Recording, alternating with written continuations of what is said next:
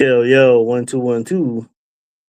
Check 1 2 1 2. Rob, what up, man? What up, buddy? What's going on, Bobby? Hey, before we get started, do you hear echo? Am I too loud? Let me know. It's a slight echo. Slight. Okay. All right. Is it less slight? Okay, there you go. We good? Okay. Mic check 1 2. Welcome to the Parlay Podcast, man. It is Sunday, April 26th. Michael Jackson weekend. Man, it's been a weekend for me, but I'm good. Rob Mayfield weekend. It's still your birthday, bro. I don't give a fuck what happened. Yeah. It's still your birthday. It's still my birthday. Yeah, my birthday actually Tuesday, so I still got time to reset and regroup. This weekend was, man, a debacle. Hey, man, life throws us curveballs, man. And, that's why we get plenty of at-bats. And when I say at-bats, that means next day. So it's somebody who woke up wishing they had the problems that we had because they didn't wake up. Right. So just keep your head up, bro. Did you get your car fixed? Yeah, it's still got it's drivable, but it still has one minor adjustment that needs to be fixed to it. But for the most part, I'm good to go. Okay. As long as you can get from point A to point B and possibly to point C, you good to go, man. Still wait for NiNi to come, man. It sounded like she had a date last night. So I saw NiNi's Instagram story. She had a date last night. And being that she isn't here yet, I'm assuming that the date went well. I'm assuming that either he spent the night or she spent the night. I'm talking shit, man. She backstage right now. Just pulled up. NiNi, we want to know about the date. Shut up. Shut your ass up. What's going on? He a whore. I mean, he did spend the night, but it was nice. It's cool. On the first date, you let the brother just spend the night. Let me get my nut rag. Hold on. Okay. So it wasn't like that. We didn't do nothing. Are you kidding me? You don't cuddle on the first date. I know. I get it. I don't fuck on the first date unless that dick is superb. And they got to come with some Carfax. So you need about 10 bitches to vouch for you before I try to fuck you right away. This just in. NiNi is fucking Klay Thompson. That is crazy. He only got 4. He only has 4 bitches to vouch for him. That is wild. NiNi is fucking Tiger Woods. He got waitresses in Florida vouching for him all day. Ugly, fat, Roseanne Barr looking motherfuckers too. Yeah, I don't know. So Tiger Woods and his taste in women, man, that should be wild. Sounds like Tiger Woods. He going through a little bit something. Did he just get pulled over by the police and was like, I was on the phone with the president. Nigga, you're drunk. What the fuck are you doing behind the wheel? Bro tried to call Donald Trump in the heat of battle, man. Hey, man, we're going to tap into some last week news. I just want to see what was going on with y'all, man. I was kind of in a rush trying to get started because I knew a conversation piece today was going to be the MJ movie. Yeah. Did you see it? What up? Ty Riggs say this is how your date went last night, NiNi. In your fantasy. I'm giving it up like that. You think got cracked like a car. Welcome to the parlay, everybody, man. We just getting started, man. It's Sunday. NiNi, I appreciate you pulling up. Did you just kick him out? Did y'all just leave? I had to go to work today. Okay, baby. He leaves at an appropriate time. I had to go to work. Yeah. Hey, NiNi out here moving in Vegas like she been living here for like 12 years already. Here's the thing. I'm proud NiNi. of you though. I'm not proud of NiNi because I'm scrolling through the stuff that I could put on the screen. I was just about to switch to, hey, you tuned in to the parlay, corny shit that I like to do over here. Yeah, sure. There's one thing that's still sitting here from the time that you was about to transition to Vegas. Do you remember this? Let's see, what you trying to pull up, Joe? The caption on the screen when her notion was she was done with Illinois and she was done with dicks.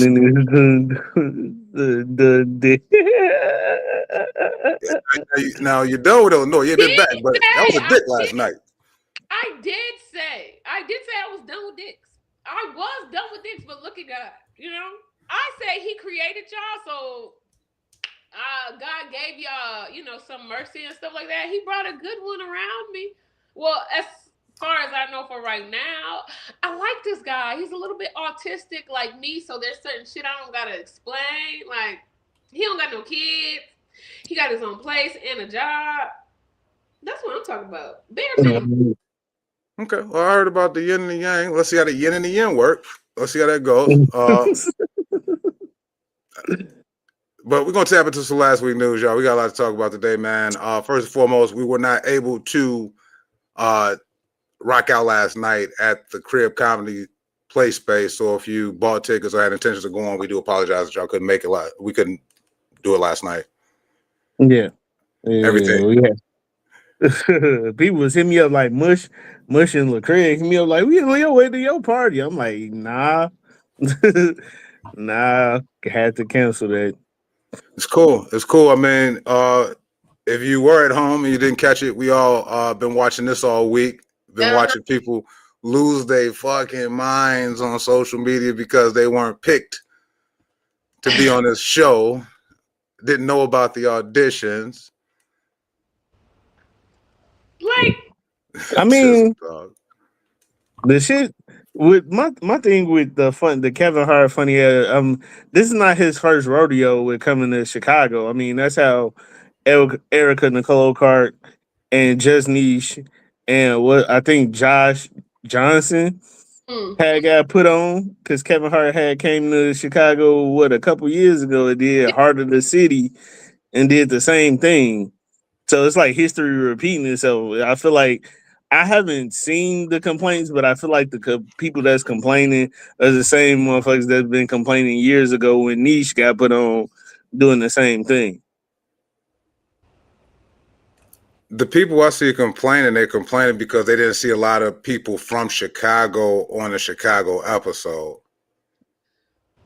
That's how they do, because Josh Johnson not from Chicago for real, is he?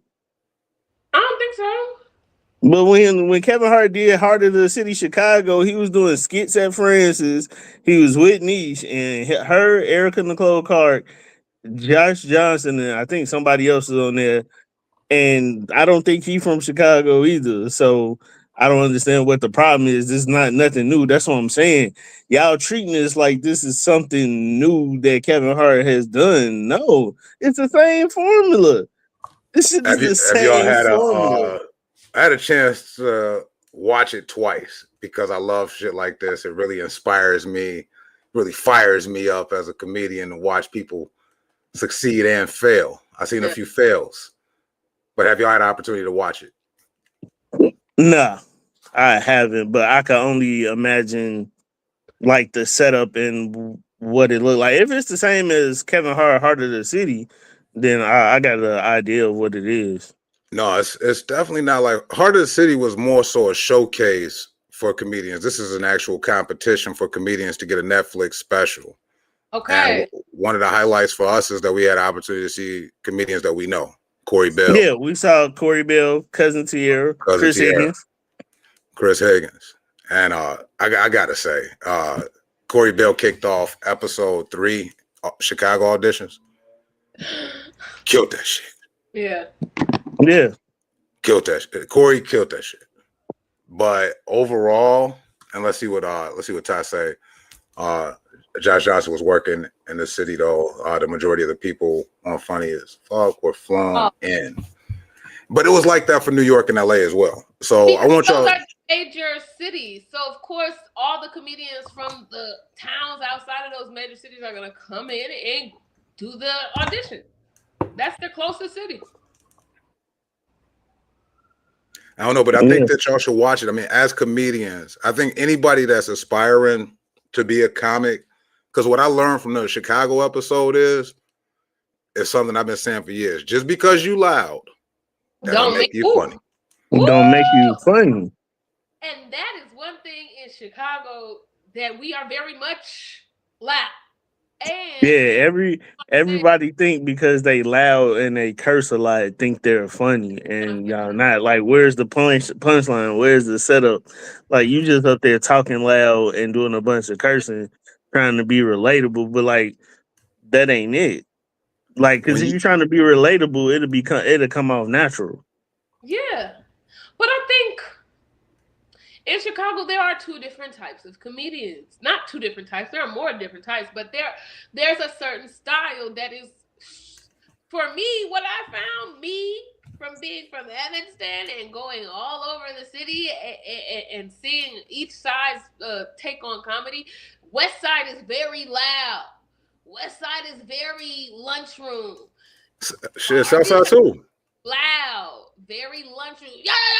You need like 10 niggas up on stage with you, and it looks like a Dipset fucking It's weird. Like, that's not, to me, that's not comedy, but I understand why people like it. It's just a whole bunch of niggas being loud on stage.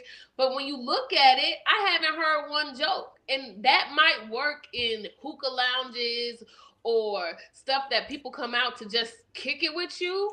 And, you know, hear you bust a couple of jokes on the crowd members. But if you have no joke, I'm looking at you like, I'm not coming to this again. Why would I? There's no joke. That's why I say, and if y'all just tuned in to the Parlay Podcast, what's up, Emerald? We had Emerald 2 weeks ago to bless the parlay. But we're talking about Funny as Fuck on Netflix, which is being produced and hosted by Kevin Hart. A lot of gems, man. They bring in some judges, Key from Key and Peele. They bring in the Indian guy. I don't know how to pronounce his name, and I ain't about to fuck it up today. Chelsea Handler is also judging, and they giving out some real good advice, man. Yeah, man. Especially for like Key from Key and Peele. He's a Second City alumni. He spent time in Chicago. Him and Jordan Peele. That's how they met. They met out here in Second City. Oh, that's so dope. I didn't know that. Yeah, Jordan Peele and Keegan-Michael Key, they met at Second City, taking all them courses, doing the whole comedy circuit at Second City. See, I didn't know that, bro. And Emma put in the comments right here, punchlines matter. And that's one of the things, and I know y'all didn't see it, but I really want y'all to get a chance to watch it so we can talk about it more as it develops. It's new episodes every Monday. So if y'all can get caught up, then y'all see what I'm talking about. The punchlines matter. You can't just get up there and riff and hope some shit sticks to the wall.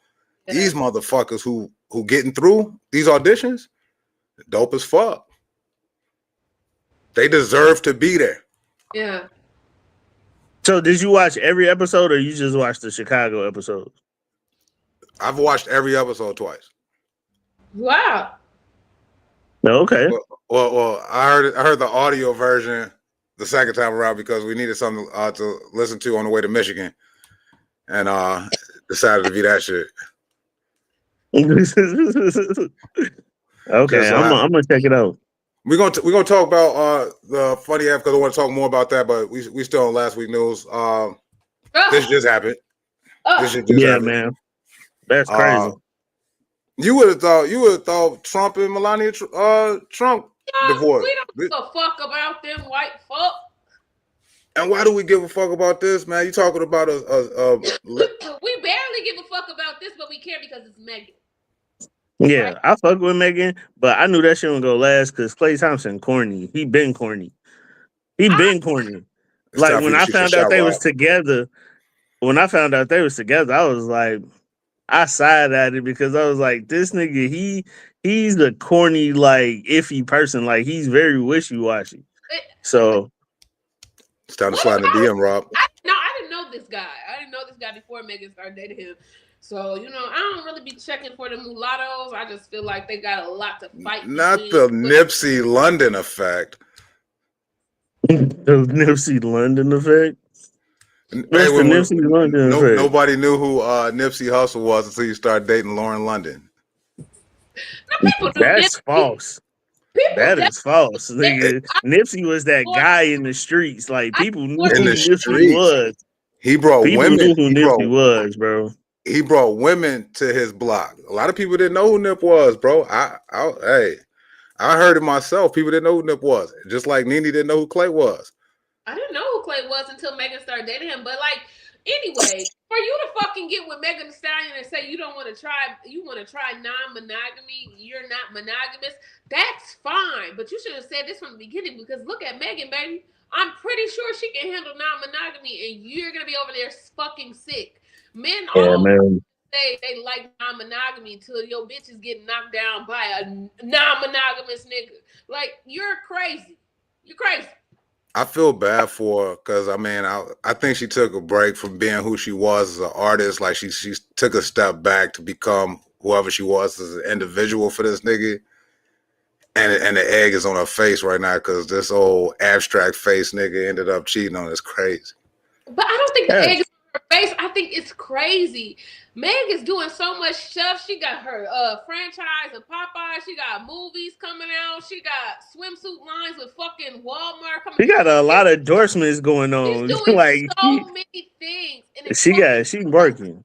It fucking sucks that all of this overshadowed by a nigga who can't control his dick.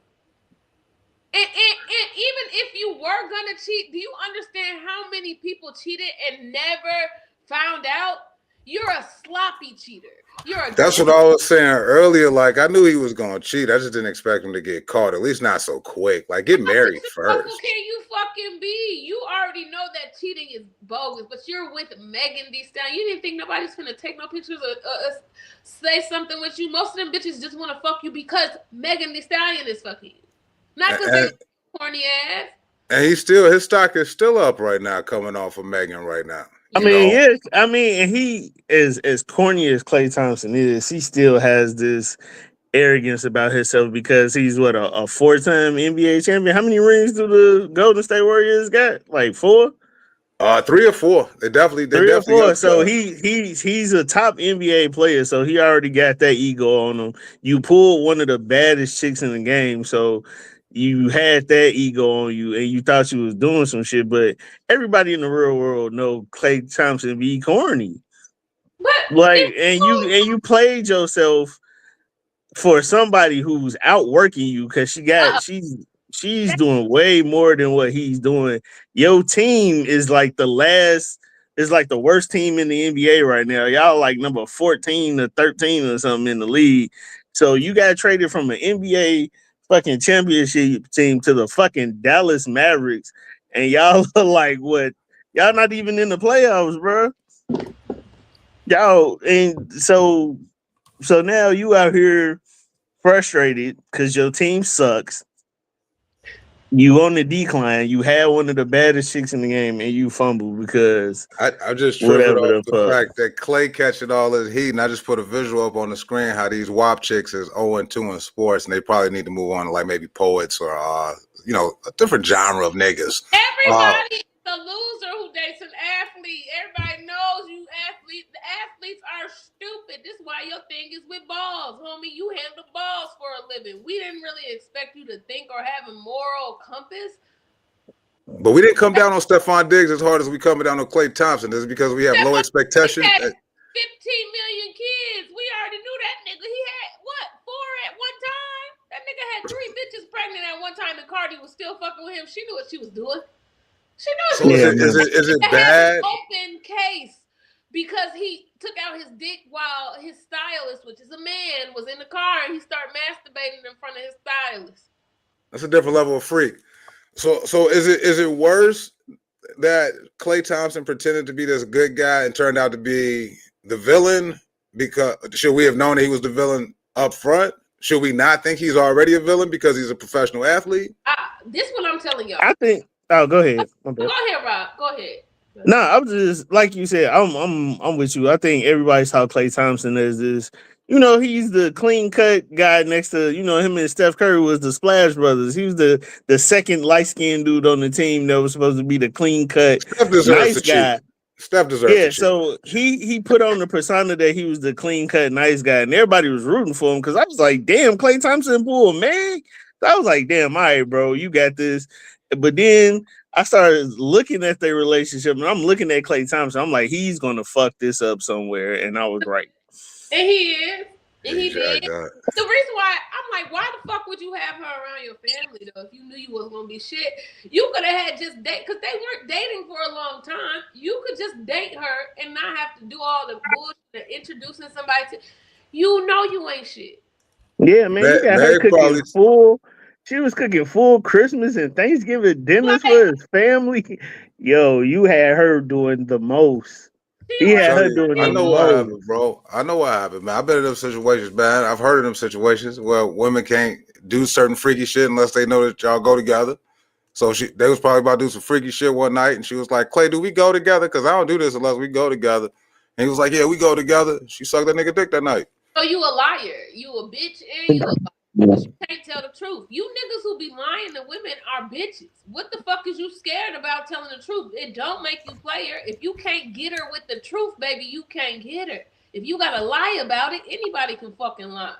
I just hate she met this nigga family bad. This nigga daddy was speaking all highly of her and shit. And now it's like back to the drawing board. Oh, that's just horrible. She had that YouTube celebrity Michael Trapson come and perform at his birthday. Yeah.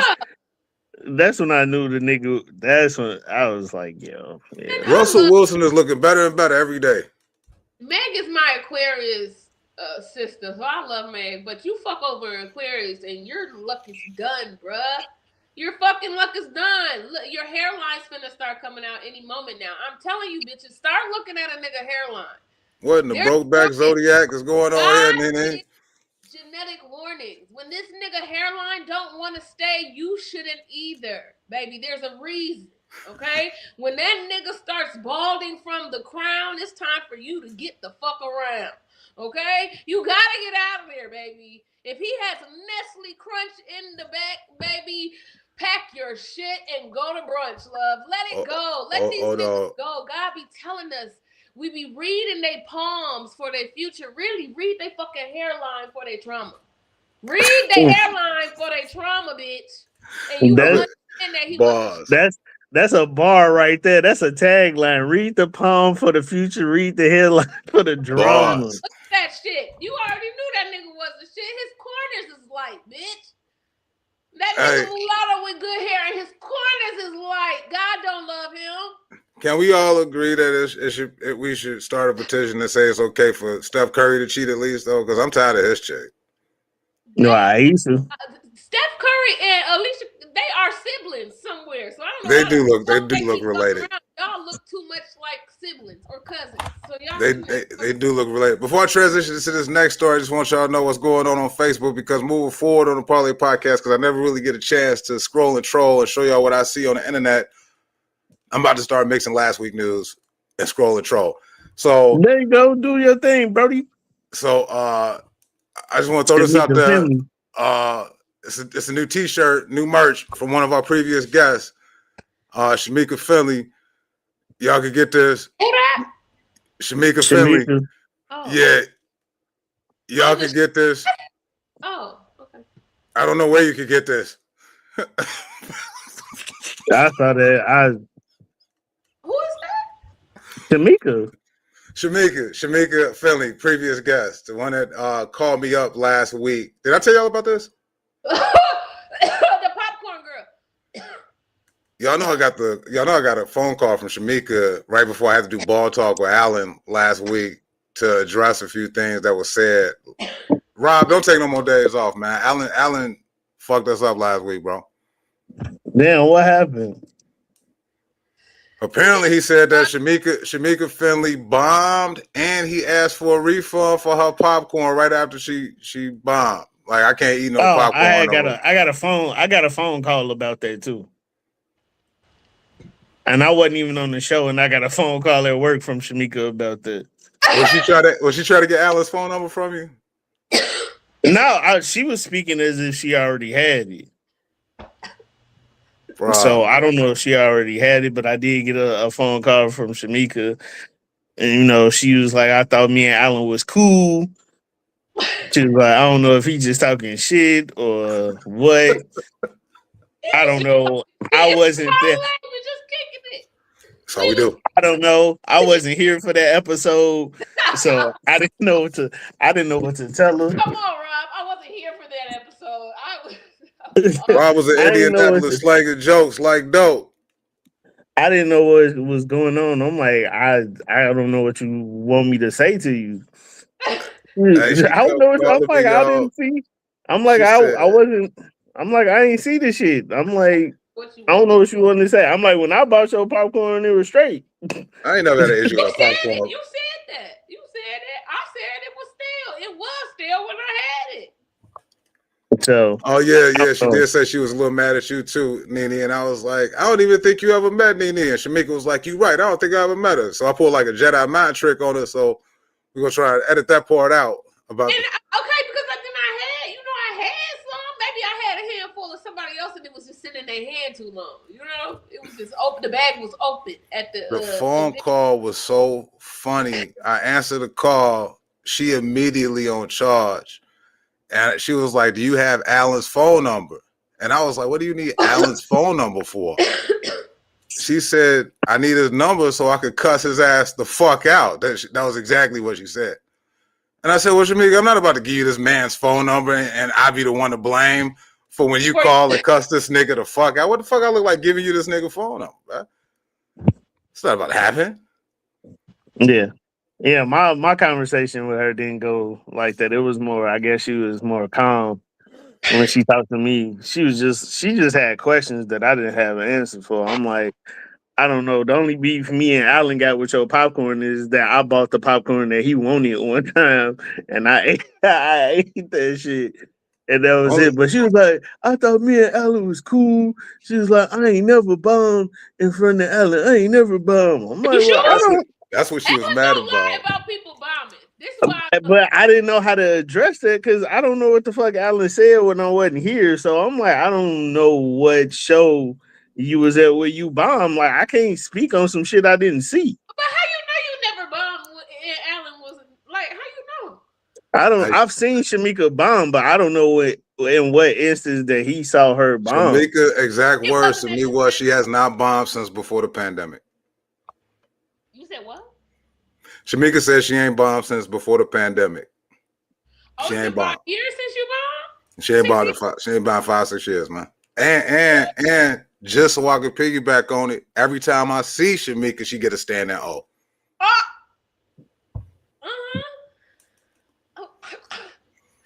I don't have shit to say about it. I ain't seen Shamika.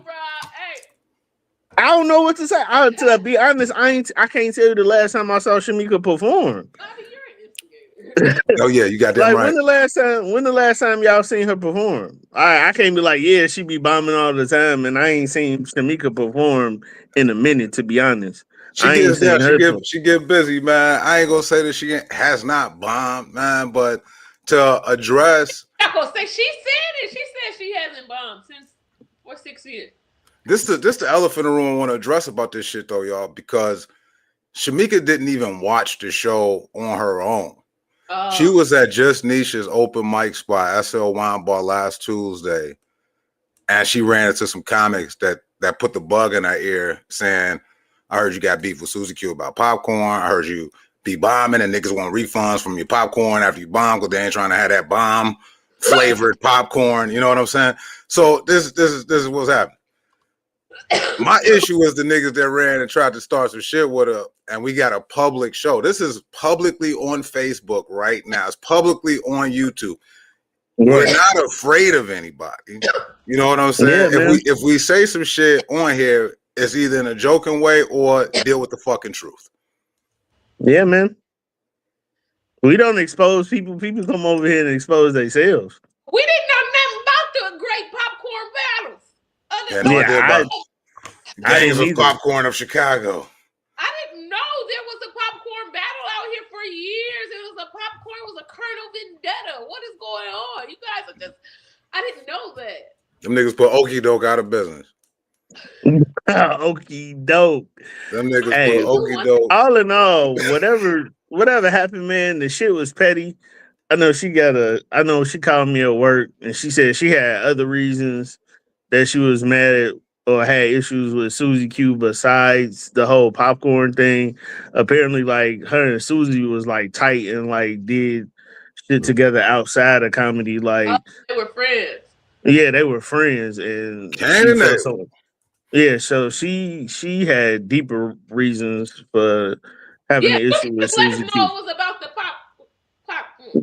Oh yeah, so when Shamika talked to me, it was deeper than popcorn. It was, they were friends. Like Susie came to like Shamika's family reunion, and like they had like a bond. And uh, according to Shamika, the shit that Susie did or the way she was moving, I guess, kind of rubbed Shamika the wrong way. And so it's deeper than popcorn. Like I have to have Shamika come on and retell her story if she wants to. We can get both of them on, and they can.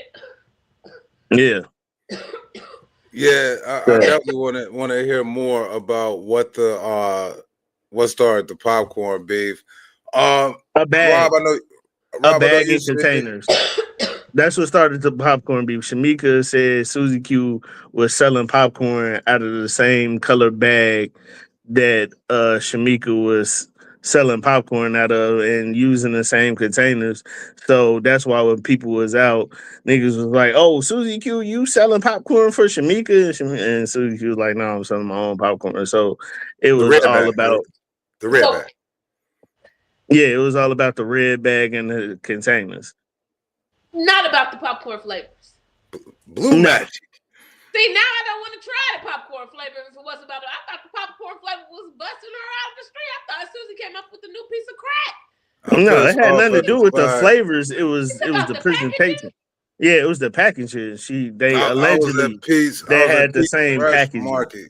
I was at Pete's Fresh Market, and they got the same motherfucking popcorn 2 for $7, and they selling that shit at Riddles out of red bags for $8.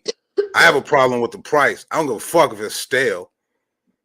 Hey, look, man, all this is alleged. So it was deeper than the popcorn. It's deeper than popcorn. Is their personal relationship. It was the packaging. It was deeper than all that shit that what probably Susie Q gave y'all last week. So again, we'll have to get Shamika back on here and tell her side. Shamika, Susie, y'all come on to the front of the class of the Parlay Podcast and let us know what's going on with y'all ass. I'm trying to get like NiNi now with my rhymes because NiNi got bars.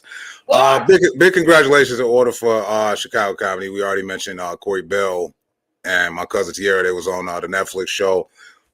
Big deal, definitely a big deal. If y'all hating on them, choke on a rock. Sheldon Calhoun is on a roll. He's changing his comedy name to Butter because he's on a fucking roll.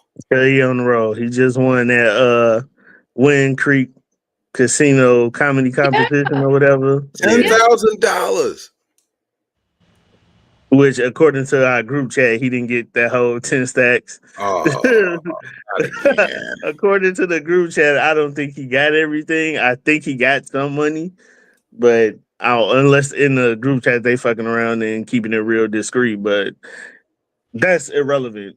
Big shout out to him for being at the top of the mountain. That's irrelevant. Congratulations are in order for Sheldon Calhoun because Sheldon is funny.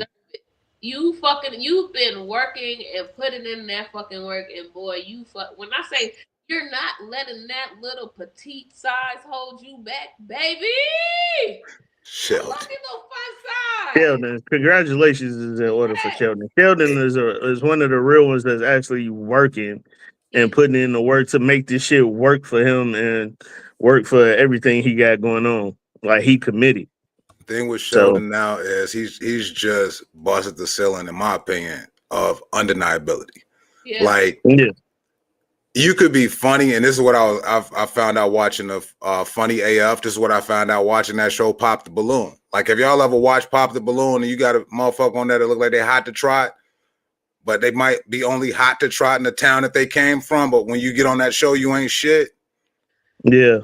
So this is the way I look at local comedians sometimes. I'm like, yeah, you dope in your city, you dope in your local area, but once you got to spread your wings and get in bigger waters, what you gonna do? Sheldon has been in all of these different contests and has been consistently beat everybody's ass. Yeah. Yeah, man. Because he's funny. He's fucking funny. And Sheldon has developed his skills so much from when he started. Like, the way he structures his jokes, the material, the content of his jokes, what he speaks about, the way he does his taglines, his calls, the way he even puts together his sets has come a long way. Like, that man is talented. He is funny, and I am looking forward to seeing what other successes he has. Because Absolutely. Absolutely. yeah, Man, big up, Sheldon, man. Keep up the good work, bro. I mean, I'm Big not up sure if to you're still Sheldon there, but Calhoun. hopefully you can make it to SL Wine Bar on Tuesday so that they could tell you that we were talking about you on the Parlay Podcast in a good way. But Sheldon Calhoun, you're doing great, man.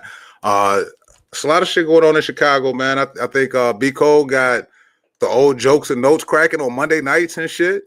He got the old jokes and those cracking on Mondays, and it's real nostalgic for the OGs and for people who wanted to like perform their jokes and notes and didn't get the opportunity back in the day. So, because I know I came up here, jokes and notes was already closed, and yeah. all I know is the stories that everybody else be telling. Yeah, I got on that stage once, bombed. Yeah, you told the story about that shit. Oh no, So I never told a story about me bombing at jokes and notes. That's when I thought I actually was funny, and that shit did not go well, and that's all I gotta say about that. yeah, so Biko he got it cracking on Mondays.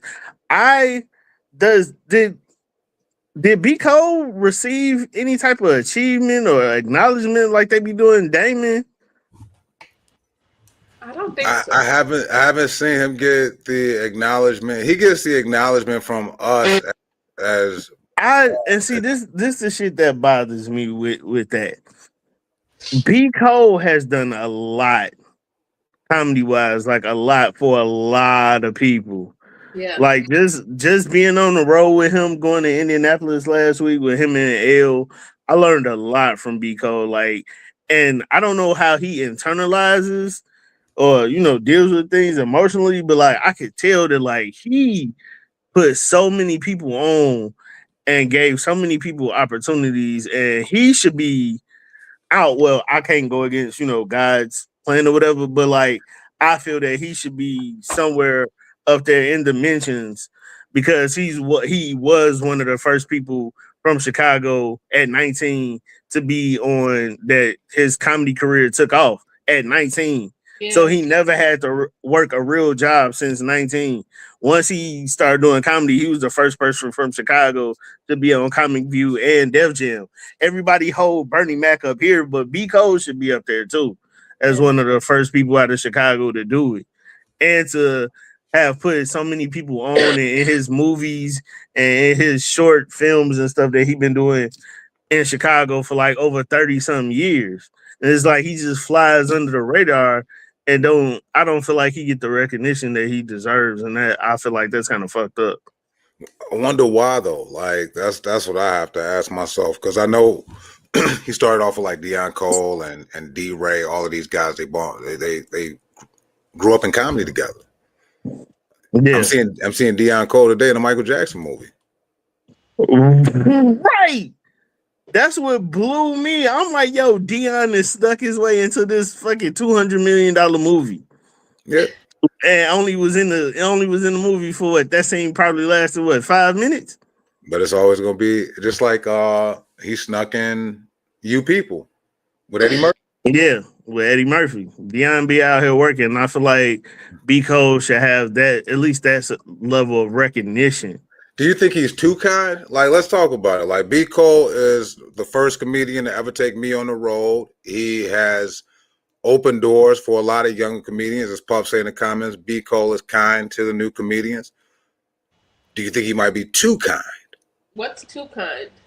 Yeah, I think. I mean, when we had him on the show, he touched on everything, and I think it's because he wasn't one of them niggas in Hollywood to drink the Kool-Aid, and I think it was some shit that happened and when he did move out to LA that he wasn't really down with. He said and he was doing it, and he wasn't going. He had to stand on his integrity and his values, and it's like because of that he lost some opportunities. But look what he's been able to do. Yeah, he's been able to still accomplish and overcome a lot. Like he was just sitting up here telling me like how he hung out with Prince. Yeah, Minnesota. Not like on some like, oh hey, let me get a picture. Like no, he said he rocked. They added his I'm in love with a crackhead skit to his set at Paisley Park. He said he was at Prince mansion and they put I'm in love with a crackhead. Macy Gray and Prince was playing the instruments while he was up there performing. Nah, Shit like that is iconic. You rocking out with Prince. So I feel like I don't know. I might try to pull it together, but I feel like we should like how he's doing these award ceremonies for like Joe Torre and fucking Bruh Man from the Fifth Floor. I think Chicago needs to put something together for him and acknowledge his achievements. A barbecue for B. Cole. You know, if we can't get this nigga an award show, somebody get on the grill. Let's play some softball. Let's put together a B. Cole annual barbecue or some shit like that. Something, man. I was just thinking about that. 3-legged race, tug of war, do all that shit out there. NiNi come fly from Vegas and show people how to climb trees or some shit. I don't know. But no, B. Cole does deserve all the accolades, man. He took me, Marcus Shark, JG out to Minnesota. The shit he did in Oak Forest. I see he's going to be doing that now in Indiana at the big ass Harold's Chicken. That's right there when you cross the border in Dyer, Indiana. Yeah, Mr. LeClaire, hell yeah. Goddamn dodgeball game at the B. Cole annual barbecue. Fucking dodgeball game. Let's do it. Vince Vaughn, you invited. I love what y'all did in that movie. Let's talk about it, y'all. That motherfucking movie dropped this weekend. NiNi, is this where you went on your date? Did you go see Michael Jackson? No, why would I ever go on a date to a movie for a first date? That'd be crazy. Oh, so you could get fingered. I don't know. So Rob. You said what? I didn't hear what you said. You said get fingered and she said some shit and I didn't. Whatever. All right. Did you see the movie, bro? Yeah, I saw the movie. I was. Oh shit! Let's reset. I just saw it this afternoon. I saw the matinee. Ain't nothing wrong with a good fingering in the movie theater. It's nothing wrong with going to the movies on a first date either. I mean, shit, you still gotta leave that motherfucker. You want to talk to the person. Why the fuck would I go somewhere and sit in the dark with a stranger I don't fucking know? I need to talk to you, homie. I need to see how you treat other people. I need you to talk, nigga. I need to see if you can read or spell or pronounce words. That's what's called dinner in a movie. Fuck no, that's too much a commitment. What if I don't like you during dinner? Then just dinner. Fuck. Like, hey, look, I know I signed up for dinner and a movie, but judging by the way this date is going, I am cool with just the dinner package. Have a good night. You've never said shit like that ever to anybody. Rob has. What?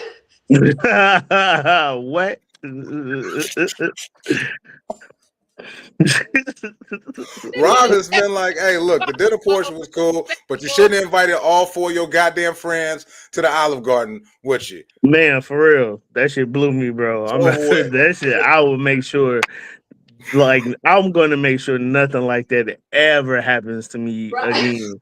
Bruh, how did she invite all her goddamn friends with the y'all goddamn situation, bro? You invited all your fucking girlfriends and your wife and shit. That shit was nuts. I'm like, man. It was 3 more motherfuckers on their way that you didn't even know.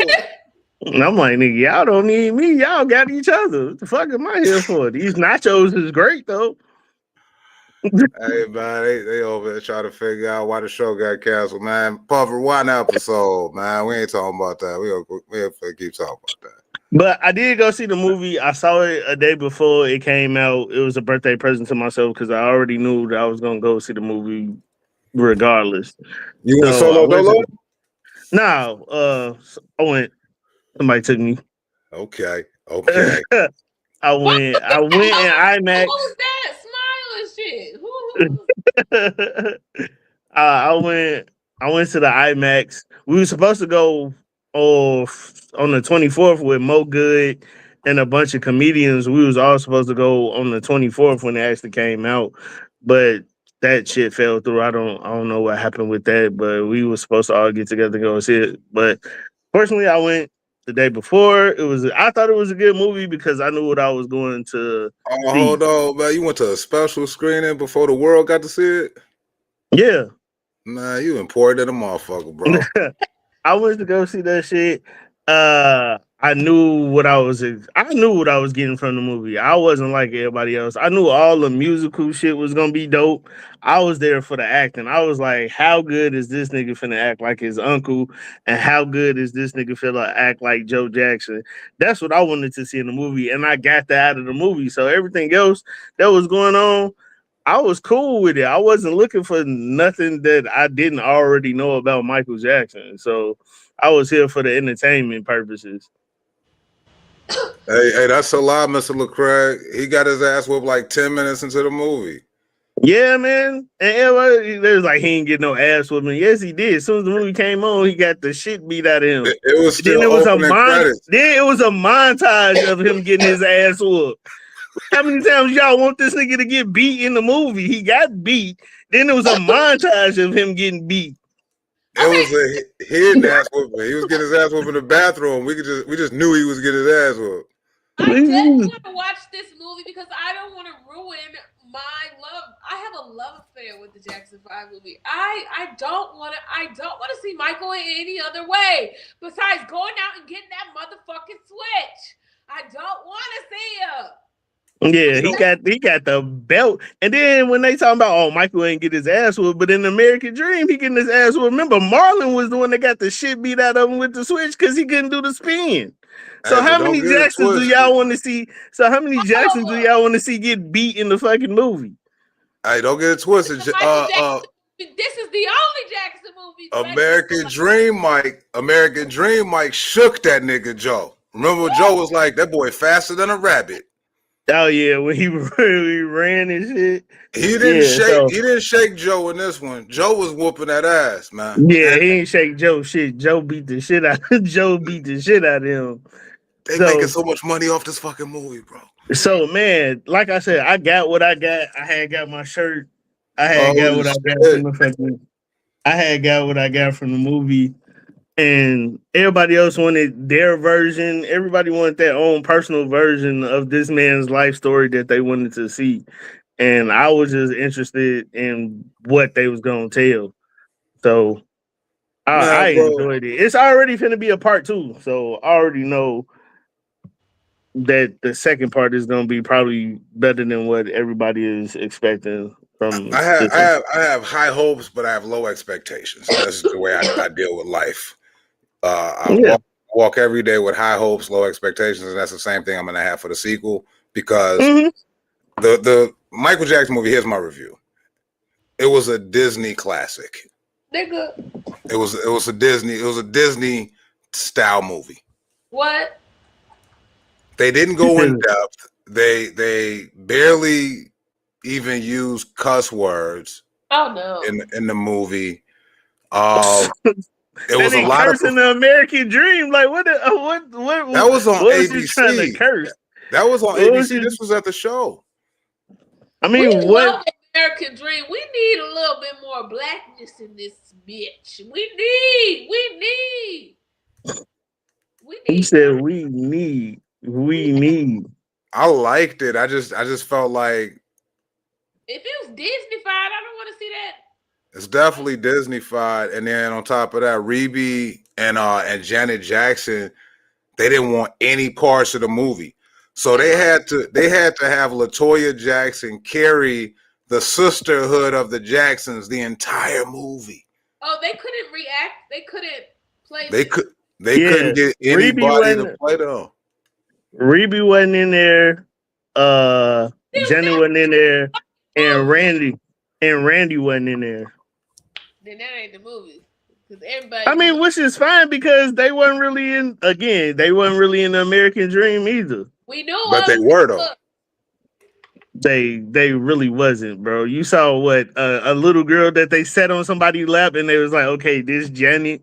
At least we got that. You saw a little boy. You saw some little kid running to the house, and they was like, "Hey, Randy!" And then you saw a little kid running through the house, and you was like, "Okay, we assuming that's Randy."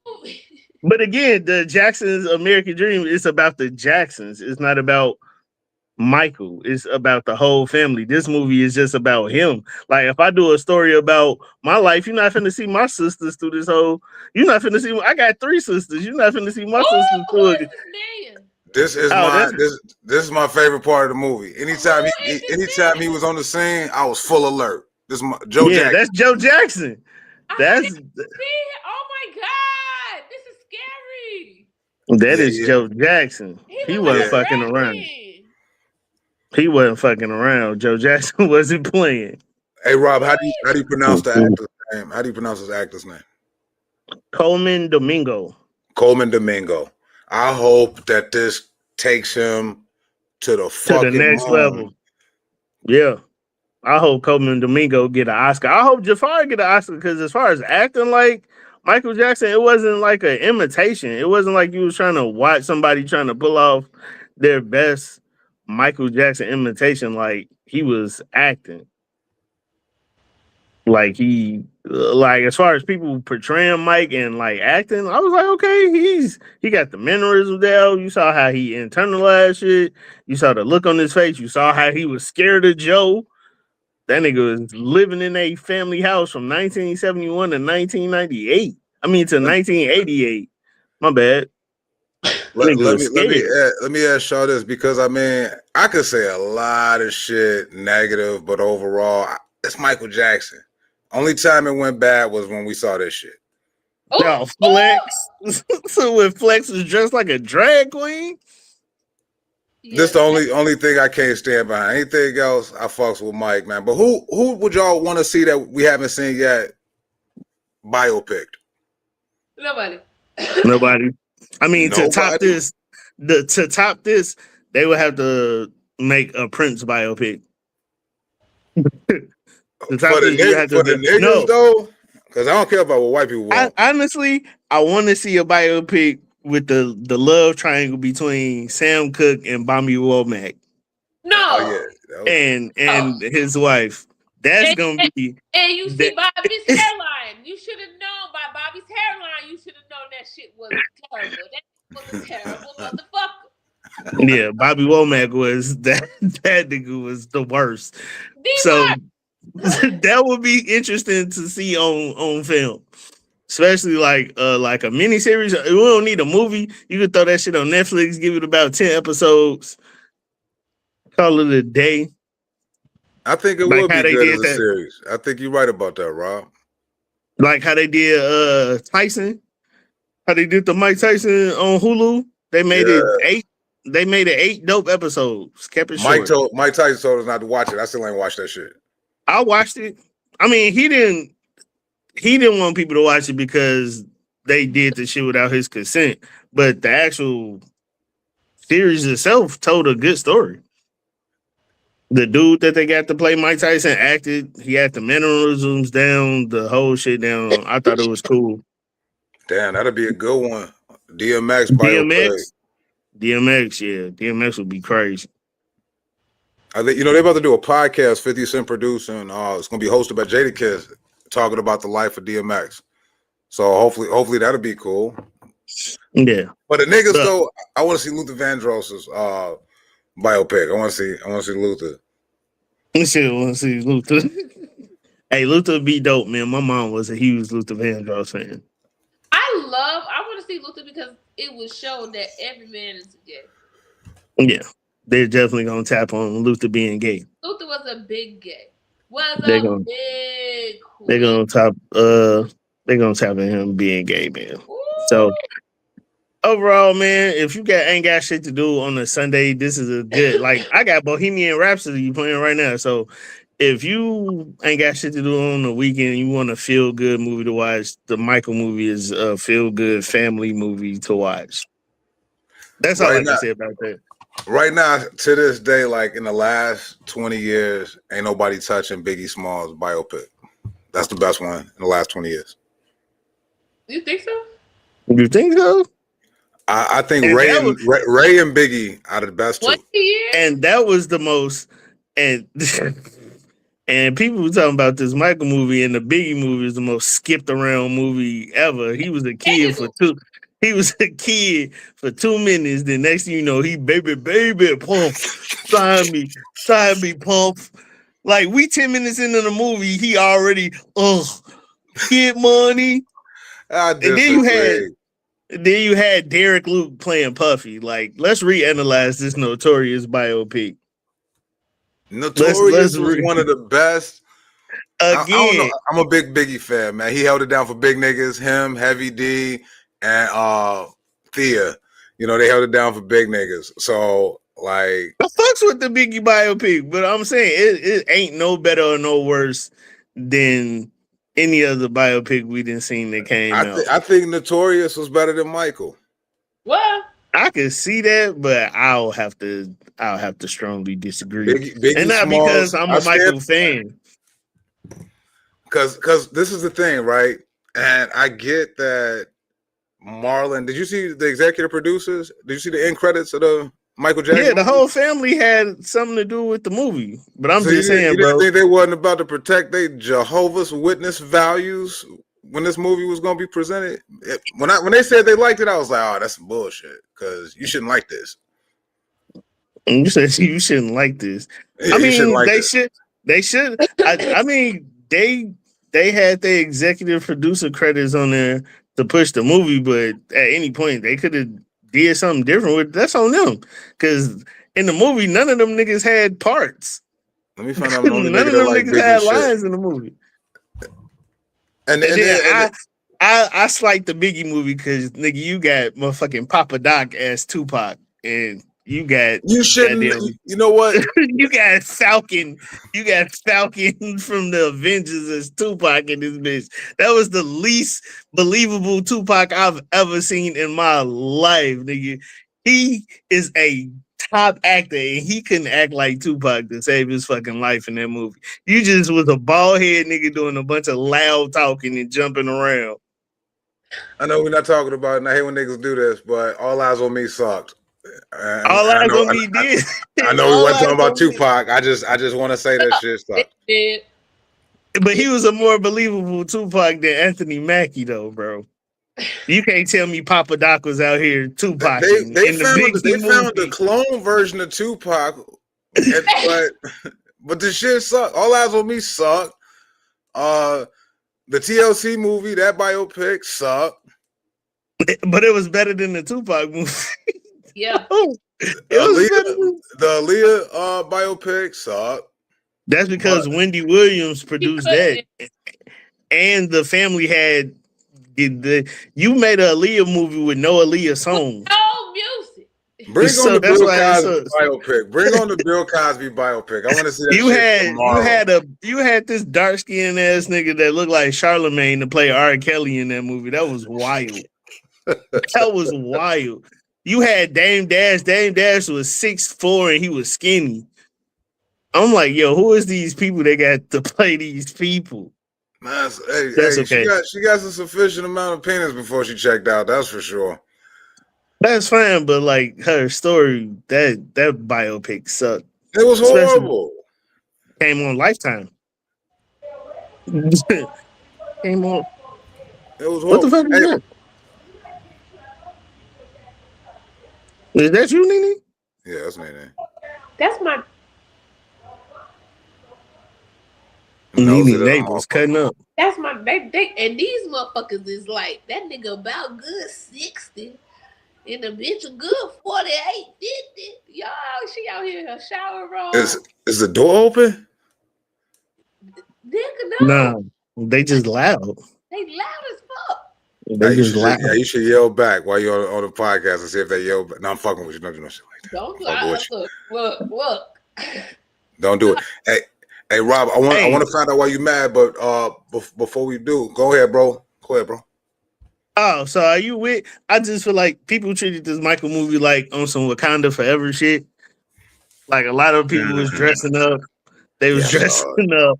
They was dressing up. They were showing out in the movie. I was here for it because when I went to go see it, this little kid, he had to be no older than like 8. He had a glove on. Yeah. I doubt he knew who Michael Jackson. What did you want to go see it, Rob? Was you wearing that shirt? I had a red I had a red Michael Jackson hoodie on. Okay. I just had a hoodie. I didn't wear kept full it cool get then. up. You kept it cool. Yeah, I just had a red hoodie on.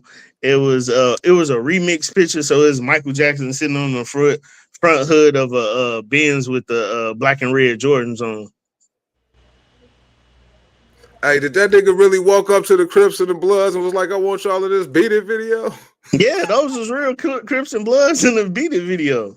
Besides the nigga, what's the name? Eddie Lorenzo from New York Undercover. I think he was the only actor. Yeah, he was the only actor. He was the only actor. The rest of them was Bloods and Crips, just like they was real Crips and what was that? What was the video where he chasing old girl down the street? The Way You Make Me Feel. Man, those was real Crips out there too. So yeah, he really did get the Bloods and the Crips together to be in the video. Man, hey man, make sure I go see it though, man. Support the movie shit. He's still the GOAT. You know, they say Usher plus Chris Brown equals Michael Jackson. So make sure y'all definitely tap in. It's no other performer that's ever been better than Mike, in my opinion. Yeah, y'all disagree? I do. People was the shit is set in its own. The nigga in the Guinness Book of World Records 33 times. Like most people spend their whole life trying to accomplish one thing to get in the Guinness Book of World Records. This nigga's in here 33 times for whatever the fuck. So if you can beat those Mike, numbers, who coming close though? Who coming close? Beyonce, Chris Brown, NiNi. Do you even agree that he's the greatest like performer all time, or do you think it's somebody else? Michael Jackson is the greatest all time. Nobody has his reach as far as entertainment and performer and his Michael Jackson. Who's second to Mike? You said second to Mike.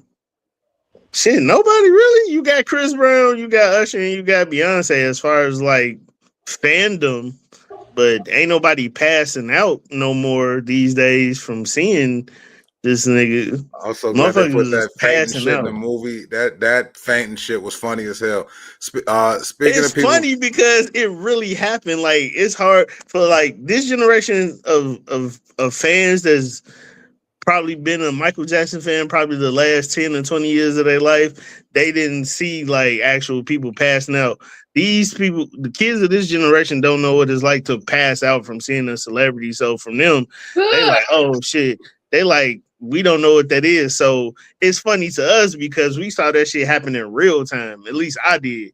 I saw people passing out at concerts. They spraying water hoses in the crowd, and you getting carried over through the crowd. You getting carried over through the crowd by people. You got to get carried all the way to the front. Speak English. And now you sitting in a fucking what you call like the little drunk tank getting IVs put in your arm and shit because you didn't pass out. I wish the fuck I would go to a Michael Jackson concert and that shit barely started and I passed the fuck out and I didn't spend all this money. I would be mad as shit. I don't even know what different though, bro.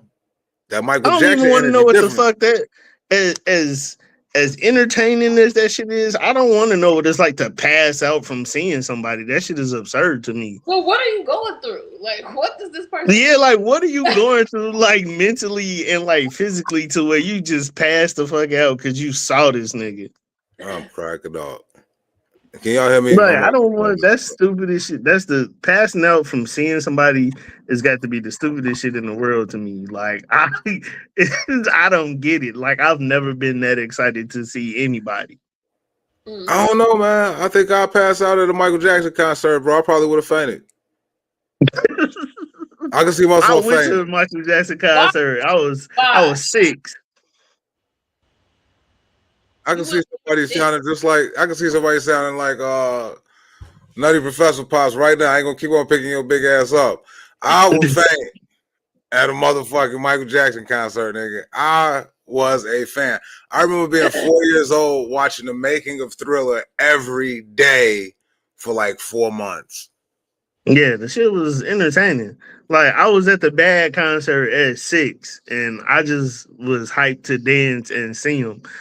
I'm cool. I don't think people know what that type of exhilaration is about. Because even as famous as Chris Brown is, nobody is passing out when they come to see this nigga. Yeah, they is. Yes, they is. They are? The girls and the boys is passing Oh, out. so well, maybe he got. Right now, if you are a man and you are a fan of Chris Brown, you are gay, homie. I'm just saying, any man who's a fan of a man is a gay. I'm just saying because I am a fan of many people, and I know that I would definitely put my mouth on their privates. So, in my logic, if you're a fan of a man, baby, you would definitely put your mouth on his privates, even if it happens when you fainted because you saw him and he dipped his privates in your mouth because you fainted with your mouth open. That shit's crazy. Yo, so you saying a man cannot be a fan of Chris Brown without being homosexual? Yes. Hey, look, I saw Chris Brown in concert. Very entertaining, very exciting. Did I want to pass out? Absolutely not. Nothing about this nigga flipping and dancing and singing made me go, oh my God, Chris. I was just like, this is some entertaining shit. Now, the women that were sitting next to me, they was on a whole different level of entertainment. Like, I went deaf in his ear for like a day because they were screaming. Like, the nigga put on the show, but not one time did I feel like I was finna pass out watching this nigga on stage. It's being debated. Like, if any man buying these tickets for this Usher and Chris Brown thing is being questioned by women. There's a whole bunch of NiNis out there right now questioning men's sexuality. I want to go. Girl, we can't pretend. Bump and grind. Let me take you down. I really wanted to. A lot of you niggas was hip rolling. Remember that shit was very prevalent in Chicago. You niggas was busting them down with no t-shirt I did it one day. That was it. Smelling musty, humping the ground in a room full of men. Humping the ground. Like, I actually want to get tickets and go to this concert because I know it's going to be highly entertaining and I know it's going to be a lot of bad women there. And that's what I was going to say, Rob. Be a good show. I want to see a good show. I want to see a good show. You going to go see what's up in there? You in there? You about to go check that out? So when women come in, only that I'm curious to see how they gonna put this show together. Like, what's gonna make this concert? Because it's already finna be like the biggest concert of the year of 2026, outside of Cardi B being the biggest concert. Cardi B is the #1 female concert selling woman. So this is gonna be like one of the biggest concerts. I'm curious to how they gonna outdo themselves. You see what I'm saying? Like, Chris Brown is the Michael Jackson movie of concerts, nigga. She sold out every one of her fucking concerts. Well, I'm trying to figure. She's very entertaining. She very entertaining. I paid to see Cardi B play with her coochie on stage, like I just saw earlier today. It was entertaining to me. I'm with it. I'm with it. Hey, well, I felt like I was there and shit. I was like, I wanted to just be like, nigga. I seen Cardi B in concert, spread them legs, and I was like, okay, this what you get at a Cardi B concert? I'm there. Let me smell that finger that you just swiped. Let me smell that finger. Oh, man. Let me smell that finger you just swiped across that coochie. I'm here for it. I'm just proud of but all like, this no, shit, I'm just trying to figure out like how would they outdo themselves? Because Chris Brown was already flying across the stadium. This nigga Usher glowing in the dark skating. So what can they possibly do? They're gonna have a hump off. They're gonna have a hump off. It's gonna be a hump. Yeah, those ticket prices, bro. Them motherfucking ticket prices is unbelievable. Yeah, them ticket prices is stupid. The cheapest I saw a ticket when I went to StubHub was like $297. Let's get the fuck up, man. Jesus better be your opener. That was the cheapest. Them ticket prices is bogus because it feel like you making like you paying for Usher's herpes medicine and Chris Brown, you know, his domestic violence shit. Am I paying for these court fees and medical bills? Like, you niggas is supposed to be out here entertaining us. I know you have herpes, sir. I know you beat bitches, including your mama sometimes, Chris. Lower these tickets. Man, for real though. Lower these tickets prices. For real though. Like, I seen somebody out somewhere, they said, I just got my tickets and they were $800. And they said, I caught a deal. That's wild. That's not a deal. I mean, what comes with that shit? I better get some endless shrimp. I better get a meal, and Chris and Usher better pass me one of their hoes or something, one of their side chicks. Wasn't Usher doing the residency in Vegas, right? Didn't he have all them shows and shit? Now yeah. he's back on tour. How much? What? That's crazy. Picture this shit though. Picture the bread that they get, and I don't count pockets like that, but I'm counting theirs. The number of seats in that motherfucker. The cheapest seat apparently is $800. I called a deal, and she says that you're paying close to a stack for good seats. Them niggas about to get so much fucking money off of this show, man. Well, not really. Well, it depends, because they got big motherfucking camps, and that's big for all of that shit you got paid for. Yeah, all that production, and they finna sell out because people, when they come to Chicago in August, the shit is gonna be crazy. You gonna see that on everybody's Snapchat and Instagram. You're gonna see everybody's story when they come in August with that concert finna look like. It's gonna be successful though. I mean, the biggest mistake that they can make would be to invite Chili from TLC. What? Right. That would be the only mistake. Up people's money. Fuck they money up clean. That's like, hey, I want to talk about it, bro. President got shot at last night, man. We not fake ass assassination attempts. Like, what the fuck? He got shot in the air. We don't never see no fucking missing piece of his meaty ass ear or bullet hole. He got motherfucking almost stabbed. This is crazy. How nigga even get in the parking lot with this outfit? Who? That's what I'm saying. You niggas is racist by far. By football fields. You can spot a minority. And you let this motherfucker get in there with a knife? You let him get in there with this. He ain't had no tuxedo or nothing, Jesus. He just had on a regular outfit. Rob, have you been following this shit, man? Nah, man, I don't follow shit the president does at all because it's all comical and buffoonery and a shit show. It's a circus, man. Every time I hear that man's name, it's always attached to some goofy shit. So I just stay away from it. And I don't know who Stephen Miller is, and they said he used his wife. This is a picture of them. He used his wife as a shield on the run out. His pregnant wife as a shield. But if you look even closer, if he was gonna die, he was gonna get one more squeeze of that titty before he got squeeze the fuck out that titty on the way out. He's gonna squeeze that tit. Squeeze that titty. Bro, Rob, what you mad at, bro? I was about to get in. Man, it's a whole bunch of shit. I'm mostly mad that I had to cancel my birthday party last night, man. I was over here boiling. I was internalizing a lot of emotions because I was really excited about last night. But unfortunately, shit be happening, life be happening, but I was pissed, man. Like my car broke down, then I fucked around and tried to get a street mechanic, fucked around, got hustled out of the money. I ain't gonna disclose the amount to come fix my car. And yeah, it was just a bad night, man. Then I found out, condolences to you and your family. Y'all had shit going on. Didi had a health scare, so prayers to Didi. Chase had dropped out for whatever reason. He had some shit going on. So life was lifing last night, and it was all out of our hands. I just appreciate Amber for being understanding. Yeah. Of everything that went on. She was real cool about the situation. After I was communicating with y'all through social media, I was also talking to her on the phone and texting her. So she was like, it's all good. Don't worry about it, whatever. And that was it. But yeah, man, that shit had me hot.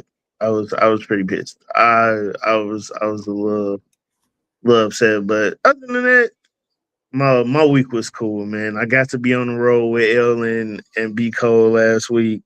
I got to see the Michael Jackson movie. My birthday is Tuesday, so I still have time to celebrate. What Tuesday night? You going to SL? Where you gonna be at for the birthday, bro? I don't know what I'm gonna do Tuesday. I honestly don't know. I might go to SL Wambo. I know Don't L go be see Michael doing Jackson again. You know, you ain't got don't go again. Nah, I mean if I ain't got shit else to do, I'll fuck around and go see it. But Holla. Okay. nah, just to see. I mean, I got the experiment seeing it in IMAX, so that was more than enough. The shit was loud. But L holds exclusive bar in Maywood. Yeah. Oh, the So R&B bingo. Yeah, so he doing R&B bingo out there, and if you got a birthday, he's promoting people' birthdays out there too. So I might slide out to R&B bingo on Tuesday. Okay, well, shit. Just let everybody know, man, on your Facebook page, because I know on the actual day we want to make sure we kick it for your birthday, man. And NiNi, just flying for a day. Fuck it. Right. You should just fly out for a day. Fuck it, man. Flying for a day. Yeah, just fly out for a day. Other than that, man, that's it. I ain't mad about shit. My daughter went on prom last week, Yeah. so man, she sent me the pictures. My baby growing up, man, she looked like a grown little lady. Little girl, little lady. She went on Hey, prom last week, congrats to man. that, man. Shit, that's a big deal. I never go on my prom, man. So Yeah, when I see people do that shit, I love it. So she called me and told me she had a ball, like her and her friend with. Took a bunch of dope pictures.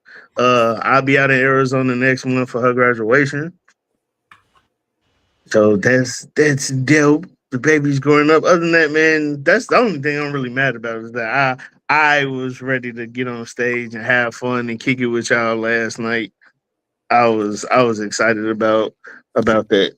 We got to find a spot, you know, for people to parlay with us at least once or twice a month. And whenever NiNi come back in town to cut or cuddle, whatever she's coming into town for, you know. You said cuddle. We don't know. You know, she said she still got Chicago clients, and we don't know which type of clients it is. So she don't know if it's cuddle or cuts. Fuck your business. You know, I think Cuts and Cuddles would be a great business name for NiNi. And while I mention that, and Rob, you ain't even that mad, man, because you still got life, man. Yeah. But we do want to know what the notion is from NiNi is. So what's happening, NiNi? NiNi's notion. Damn right. You know, these are my thoughts since today. They may change. Tomorrow I give myself grace and mercy as I learn new things. Right? I just want to say, as we're coming up on Mother's Day, I want you to understand that to be a mother, you had to fuck with a man, right?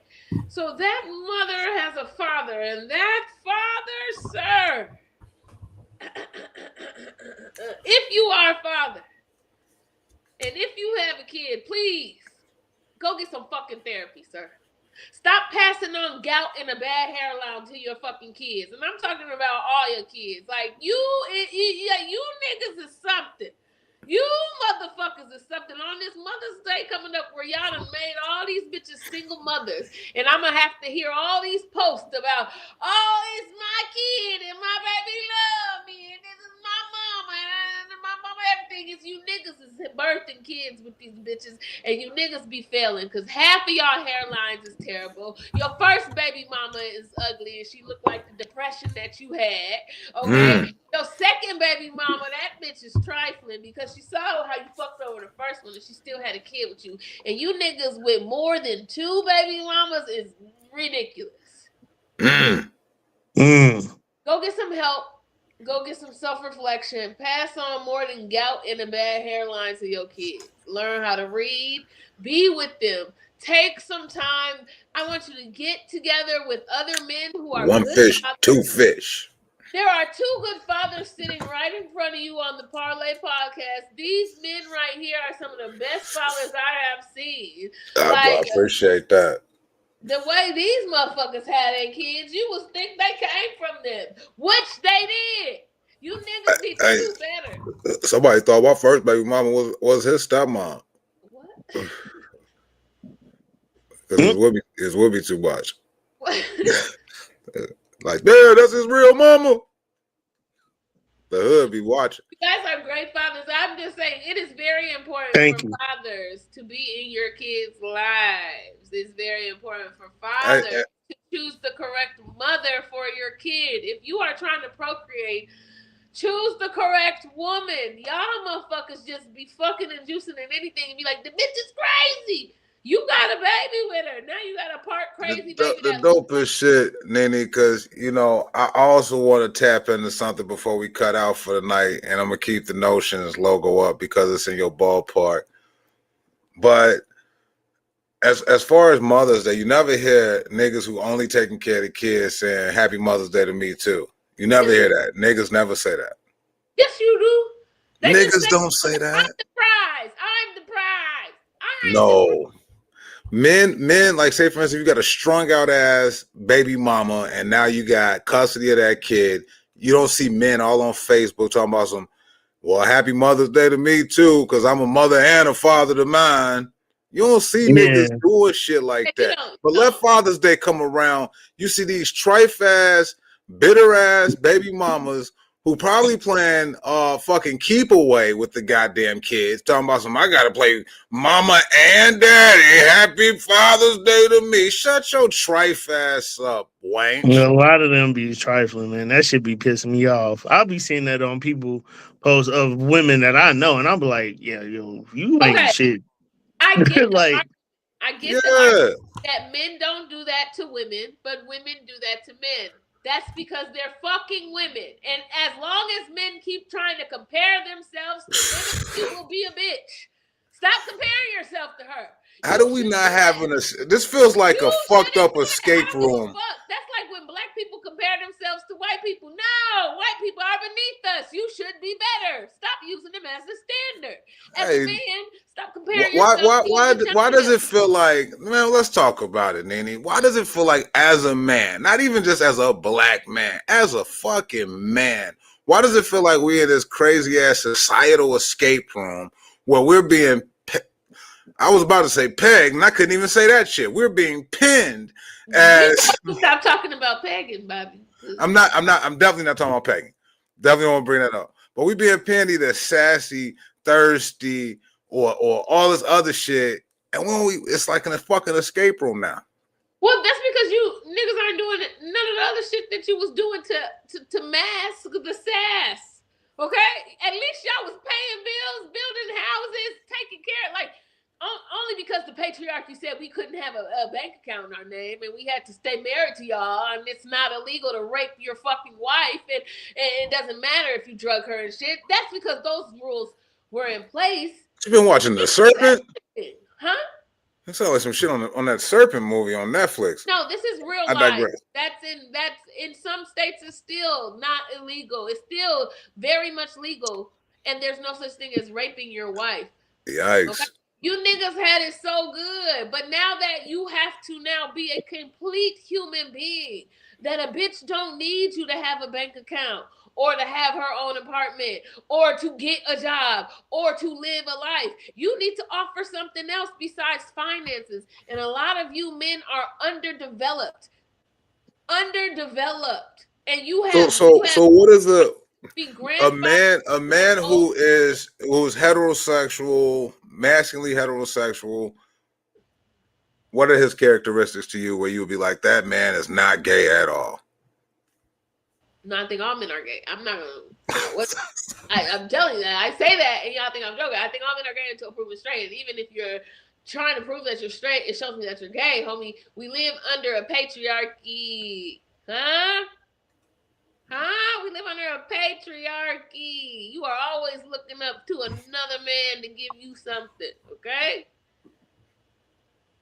We just gonna have to agree to disagree. I just thought that I would ask. You know what I'm saying? One more story I wanted to tap in with before we cut out. NiNi, another great notion, of course. Be careful when you travel. Ooh. It's a lady online right now begging on GoFundMe. She needs to get back from... Was she in Bali? Yes. She went to Bali to celebrate her mother's birthday, or her birthday. She's 50 years old. She went with her boyfriend, right? And In the suitcase at the airport, they found marijuana in her fucking luggage. She said, I'm sorry, y'all. I forgot to do the research and I brought the wrong thing to the wrong country. And they won't let me go unless I pay them $75,000.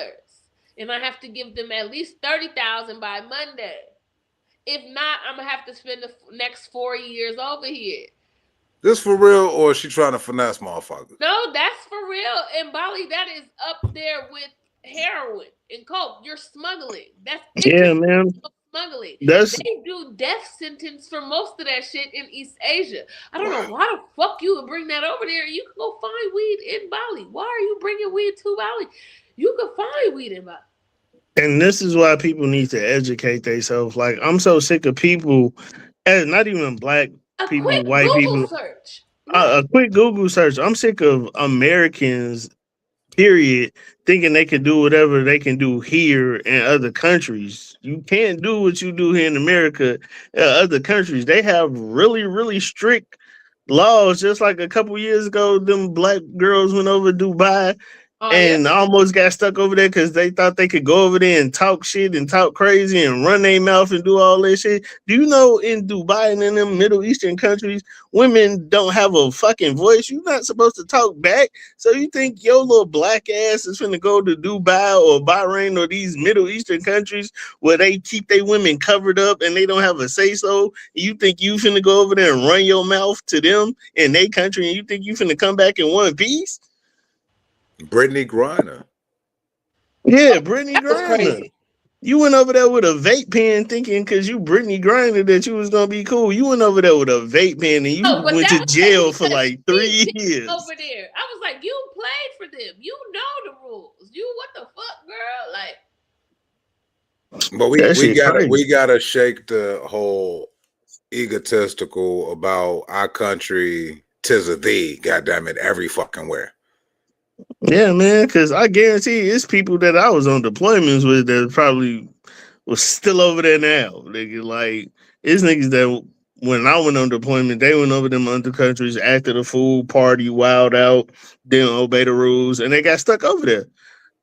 A lot of them. I know. A lot of sailors and shit got stuck over there because we will leave you. There's nothing we can do. It'll take like a presidential call. Like it's got to be like some diplomatic immunity. Like you have to get like the real government involved to get you up out of there.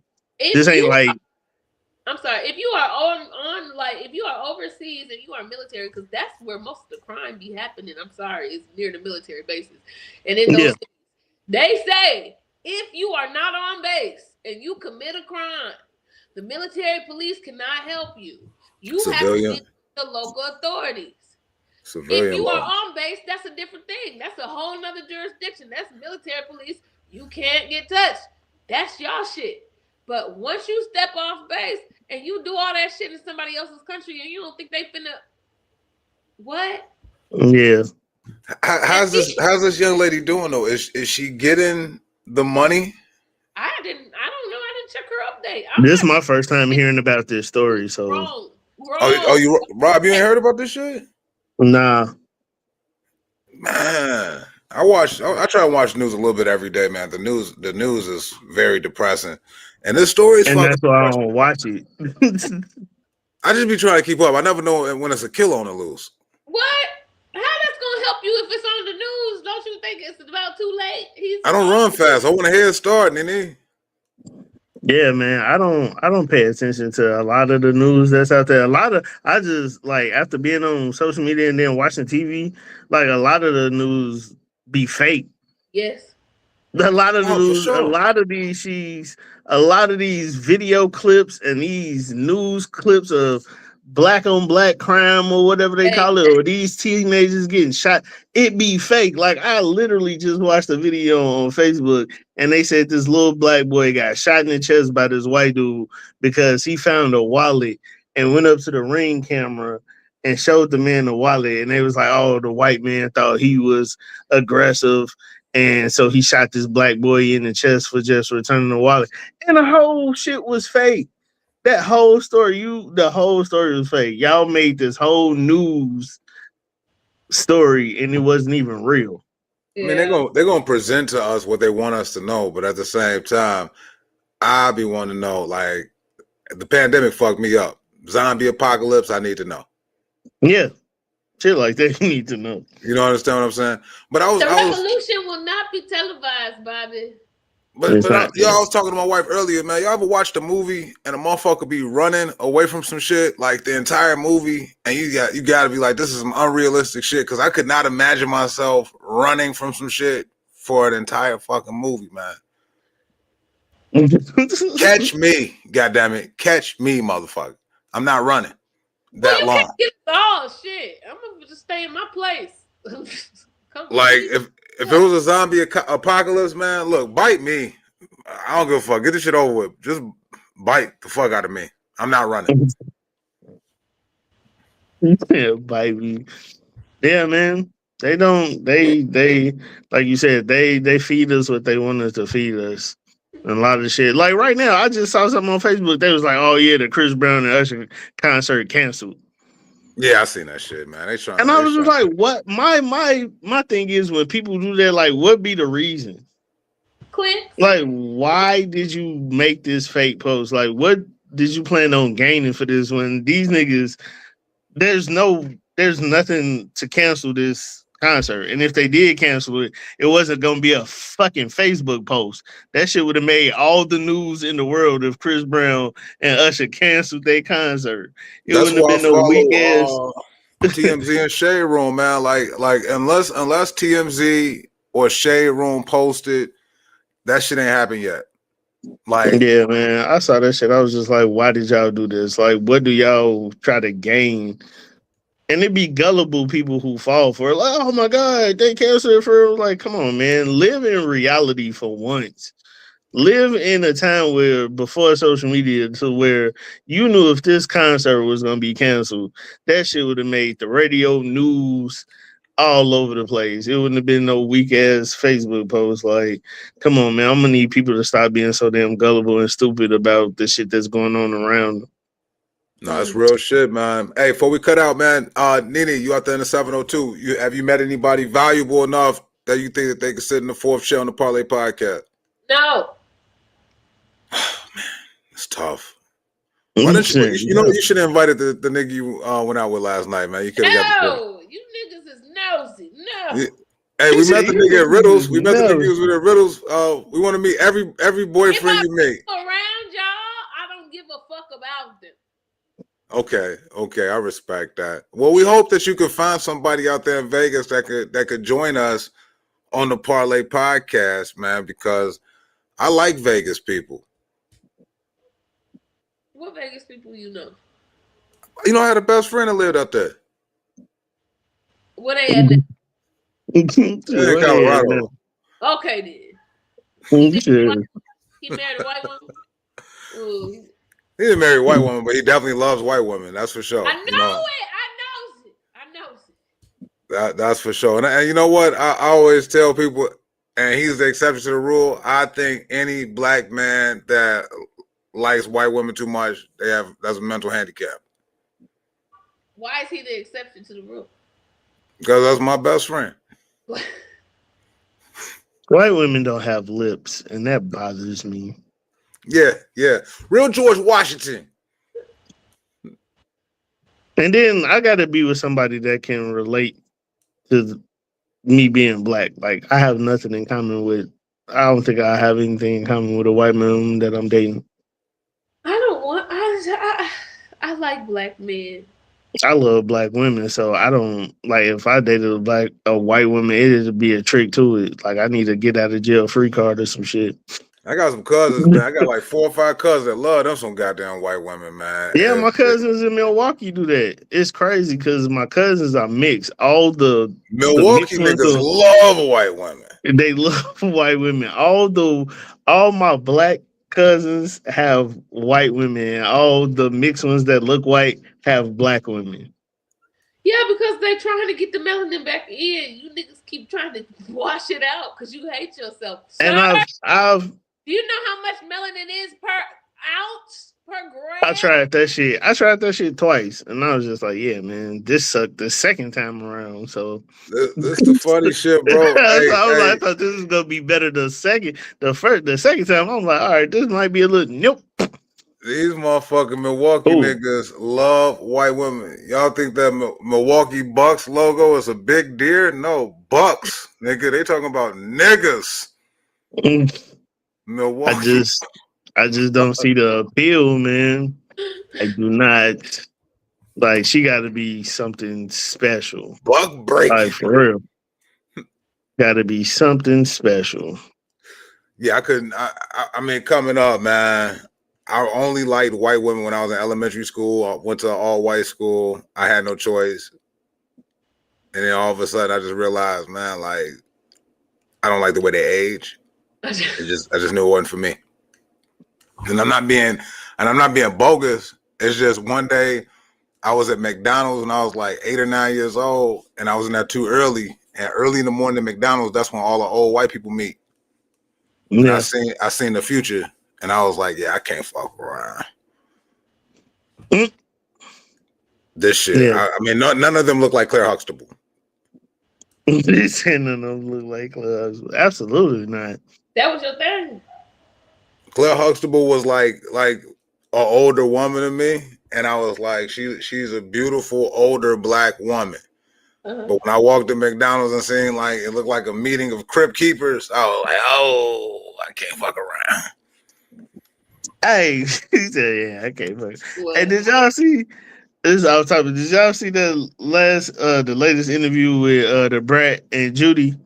No, what was they talking about, bro? So it was kind of what we were talking about last week or 2 weeks ago with the Brat and Judy. All right, so the interview resurfaced with how the Brat used to date Allen Iverson. And Judy had a problem with it. She was like, that hurt my feelings that you was all on this interview with Candy talking about how you used to suck Allen Iverson dick and was fucking him and jacking his dick out. And it made me upset. And the Brat was like, well, I apologized a bunch of times and I ain't finna apologize no more because I didn't think it would bother you because you already was out here fucking and had 3 kids. So why I can't talk about my past, but you already had kids. She was like, so how are you mad? She was like, this is the last time we're going to talk about this. She was like, I already apologized to you before. She's like, I didn't think it was an issue because you were already out here having kids. She was like, this was something that happened in my past. She's like, I'm not fucking a nigga now. I'm fucking you. You not fucking who you with now. We with each other. So I don't understand why you still mad about this shit. When the Brat was sucking Allen Iverson's dick, was just like during the finals when he was playing Kobe and shit? Because that was a good time. You know, AI deserved that. AI deserved that at that time. And he won't, even if it was a man chick. The Brat is bisexual. Whatever the Brat she is fine as hell. She's cute in the motherfucker. She's still fine. Even though she dressed in these big ass clothes, she still wears makeup and get her nails done and shit. Still looks like a fucking pretty ass tomboy. Yes. Man. And I saw that shit and I was just like, Judy ass sometimes be pissing me off because it's like the shit she be doing with the Brat be contradictory. Like, you want all this shit, but like you was out here sucking dick and having babies too. Like you got kids already. There's some people that live mentally with the double standard mindset, man. That's all it is. It's okay for you to already have kids and you have this wild ass past, but because your wife is the Brat and she talked about fucking a famous basketball player back in the day, you had an issue with it? Like that shit happened it's cool when you do it. It's a problem when I do it. It's one of my favorites. That shit happened in the early 2000s. Nigga, you get mad over some shit that didn't concern you. She didn't even know who the fuck you was then. Did they make She was being the Brat. She was being the Brat in the 99 2000, and Judy was being whoever the fuck Judy was back in the day. So the same time Cash Money was taking over for the 99 2000, the Brat was throwing that shit back for AI. He had to answer. For AI. And like what NiNi said before, like, why the fuck does that shit even matter? Everybody got a pass. Like, you expect me to not be fucking till I met you? That's crazy. That's crazy. That's nuts. Oh, I was supposed to just save myself because I magically knew we was gonna be together one day, 35 years in the future, I What? mean, with a white baby. With a white baby. Judy, shut the fuck who up. baby Shut that up. is? I was like, who baby is it? It's Judy and that What's white that man's baby baby. name? Hunter, Shelby. What's their baby name? As much as I love the brat, that's Judy and that white man's baby because That baby name Todd. they didn't use the brat's eggs. They used Judy's eggs and this white man's sperm and just used the brat as a fucking incubator. So now you carrying around this white man's baby. White man's baby. That's tough, man. Oh man, it's been a fun episode, man. I hope everybody got a chance to see the Michael Jackson movie this past weekend. That movie making so much motherfucking money in one weekend, man. It is out Wakanda and Wakanda. It made 200 million in a matter of minutes. Yeah. So I can only imagine. That's because people, I don't give a fuck what race you are. Every race loves Michael Jackson. Every single race loves that man. Especially people in other countries. Like, we love them over here. As long as we doing shit like this, though, man, they're going to keep them gas prices up. They like, look, if they can afford to see Michael Jackson, they can afford to keep these gas prices the way they are. We need to start boycotting some shit, man. Yeah, man, them gas prices are stupid. Like, what's the gas prices like out there in Vegas right now? Oh, that shit $5.25. No, $4.69. $4.69. It's about the same thing out here. It was like $3.88 in Michigan. Woo. It was $3.90 out here in Indiana. Woo. That's terrible. And now it's back up to like $4.25. That's out here in Indiana is $4.25. So why don't we have it in us as a people that we could boycott anymore, like and really come together? I don't. Niggas have attention span of a 10 to 15 second reel, and then they're on to the next thing. Yeah, man, because at one point in time, gas used to be like $1.75. Okay. It was 99 cents in the 90s. I remember that shit. Yeah. You come to Indiana, that shit was 99 cents. The most you got was $1.75 for gas. Now this shit is fucking $4 and $5. But if they could come together with the Target thing, this is my thing, right? Motherfuckers came together strong as fuck for Target and all that racial shit and everything else. But what's with the car? Can we carpool? Can we do something? Something. I don't know. What, to lower gas prices? To attack the fact, like, stop purchasing gas. Hit the fucking pockets. Everybody don't work from home, but I mean, I still have to drive places. And my next door neighbor still got to drive places. Why can't we get together as a? Would I walk? Yeah, I walk all the time. Yeah, I walk to a lot of places. It's just to protest. Would you stop driving your car to protest? He's like, nah. He's like, nah. I ain't that committed. You wasn't running from a zombie. You're gonna let them eat your butt up. I would protest, but I mean, I'm tired of protesting. We gotta hit the pockets. How else do you hit the pockets, Bob? The best way to hit the pockets with this whole gas thing is to carpool, to not go places that's unnecessary to go to. Shit, man. So stop. Carpool in your neighborhood, like a grocery carpool for the grocery store. Yeah, to be honest, that's why I ain't been out a lot hitting these mics because I'm like, this gas is eating shit up out here. I'm like, nigga, y'all want me to? I stay in East Chicago. Y'all want to come all the way to fucking? Ain't none of that joyriding shit. I ain't joyriding nowhere. Talking about let's hit Lakeshore Drive. No. We can sit. It's fine. Enjoy your rent. Enjoy your mortgage. Sit your ass at home and yeah, man. But we're not using social media probably better if we could shut down Target. Like Target is still trying to recover from the shit that happened earlier or mid last year. That's horrible. They lost hella money. Fuck Target. Fuck Target. I be at Dollar Tree anyway. Word of life. Hey, but shit, man. Shout out what y'all got coming up, man, so we can cut out, man. It's about that time. What y'all got coming up? Go ahead, NiNi. Shit. I'm just out here living it. I'm about to make it to my first 30 days in Vegas next week. Congrats. Damn, that time went by quick. Congrats on that. Damn, you've been out there 30 days already. That's wild. Congratulations, though. Thank you. I'm feeling stable. I'm feeling good. And like I said, I was giving myself 30 days to acclimate. Then I'm going to start seeing what's up in these comedy streets. So I'm excited about that.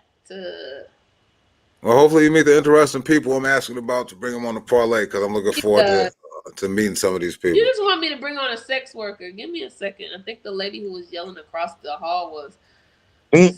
Preferably Asian. I don't care if it's Korean, Japanese, or Chinese, because I don't know the difference. Niggas don't know the difference. That's funny. What you got coming up? What you got coming up, bro? Man, I got a lot of shit coming up. Not like immediately, but I got a lot of shit coming up over the summer. Like this summer, let me talk about the Enlisted. So unfortunately, I have to put the Enlisted on hiatus right now. I have to put it on hold because it's been real hard getting in contact with veterans. A lot of veterans I know are still active, and I didn't know they was active. So they still out here serving the country. There are a lot of them on deployments and stuff. Oh, so they can't really tell their story. Yeah, they can't really get on here and talk. So everybody out there reached out to, they like, man, Joe, you're gonna have to wait till I come back from deployment, or you gotta wait till I give you my new schedule or whatever. So you don't want nobody dry snitching on themselves. Yeah, I don't want nobody dry snitching. So I'm still gonna reach out to some people because I do know some people that are out.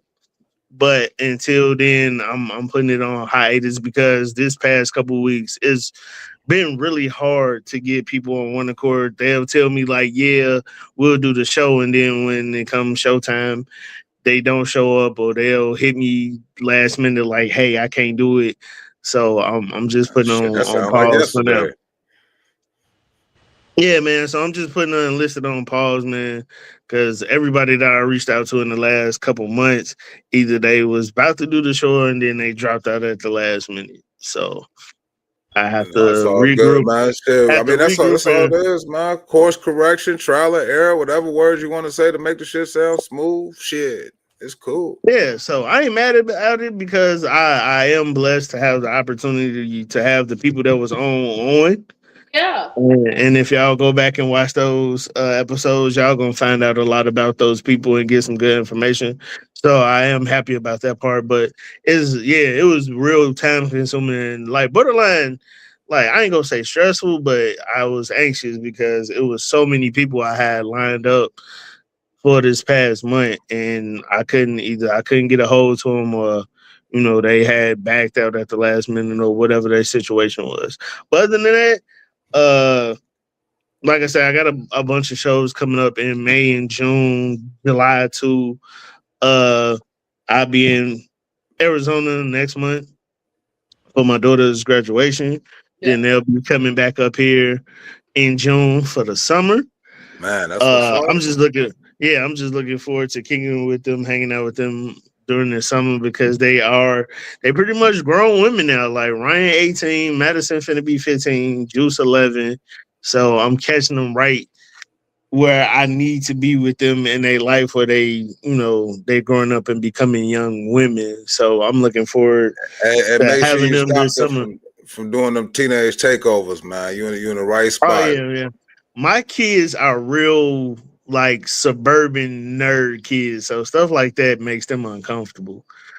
shit doing rowdy shit like that. That's what that shit is popping off at. And then I don't know if they doing that shit out there in Vegas yet, man. These teenage takeovers out here in Chicago is crazy. Yeah, man. It's when these motherfuckers look like, you ever seen that scene and I hate to say this, but Rise of the Planet of the Apes was season them at the end when they all on that damn bridge. And they just took over the bridge. When they took over the whole damn bridge on the first one. That's what these teenagers. So they just choose a place to invade. Yeah. It's like they send out secret group messages to each other. Next thing you know, they pull up to a spot and teenagers just go crazy. They jumping on cars, all that shit. It's crazy. Yeah. The only thing I could think of that's similar to what the fuck they doing is when Caesar and them was like, we trying to get to the Redwoods. Yeah. Yeah, man. These kids, they just go downtown and just be running them up. But I mean, it's their parents' job to know where the fuck kids are. And if your kid wants to act a fool and somebody who has a concealed carry shoots them motherfuckers for jumping on their property or for being aggressive towards them, it kills little blah, blah, blah. I don't want to see on the news, they're such a good kid, they're on the road, why my baby? It's very smart, it's a very good boy, it's a very good girl. You should have kept their ass at home. Found their graduation picture. The graduation picture is on the news and shit. But is it really that many bad parents? Because NiNi, I know you haven't seen the news. I know you haven't seen the teenage takeover. It is over 100 kids out here. That's cute. Where are the fucking parents? Your kid not out there. Rob kid not out there. Yeah. It's something different going on now, man. And then they try to do an adult takeover to combat the teenage takeover. And I don't think you could try and combat it because it looks stupid. What do you mean? It looks dumb, man. A whole bunch of people everything would be great if just, I don't know, man. People just leave each other the fuck alone and mind your business, man. And take care and monitor your badass kids. Like, why do you feel like it's okay for your kids to be running rampant like this? And then when like NiNi said, when your kid gets shot or beat the fuck up out here in these streets, y'all want to be on TV crying and looking stupid and want people to have sympathy for you, but you like, no, nigga, your kid was a menace to society and it sucks, but they got what they deserve. Stop fucking coming outside bothering people. Well, what's the solution? What's the solution though? Like, I mean, that's the end result. Is a motherfucker either whooping their ass or bodying them. But what's the solution to get these motherfucking kids right, man? It's their parents. It's their parents. Ain't shit we can do. Ain't your fucking daddy. Close them. Who the fuck had the 5 minutes of fun to fucking have them? It's the parents. It's not society's issue. Y'all make it society's issues when y'all let these motherfuckers rain all out of here. You should have took a plan B, bitch. No matter how good my mother and my father tried to make me perfect, I knew I wasn't perfect. And there was some things I got into myself. Like I was in an incident where I shot an off-duty police officer when I was about 18. When I was 18, I shot an off-duty police officer with a BB gun, like right here in the middle of his eyes, almost blinded this guy. Why would you do that? You know, I was also... You're not a child. You're not a child. I was 18. It was stupid. I did it. Okay, at 18, you're not a kid in legal eyes. Your parents should have reared you better. You took that chance as an 18-year-old adult. I got caught doing it at 18. I was doing the shit for the last 4 years prior to. That was the first time I got caught. Shit crazy, man. How come your parents didn't know I started off shooting squirrels and shit. How come your parents didn't know you was doing the stupid shit?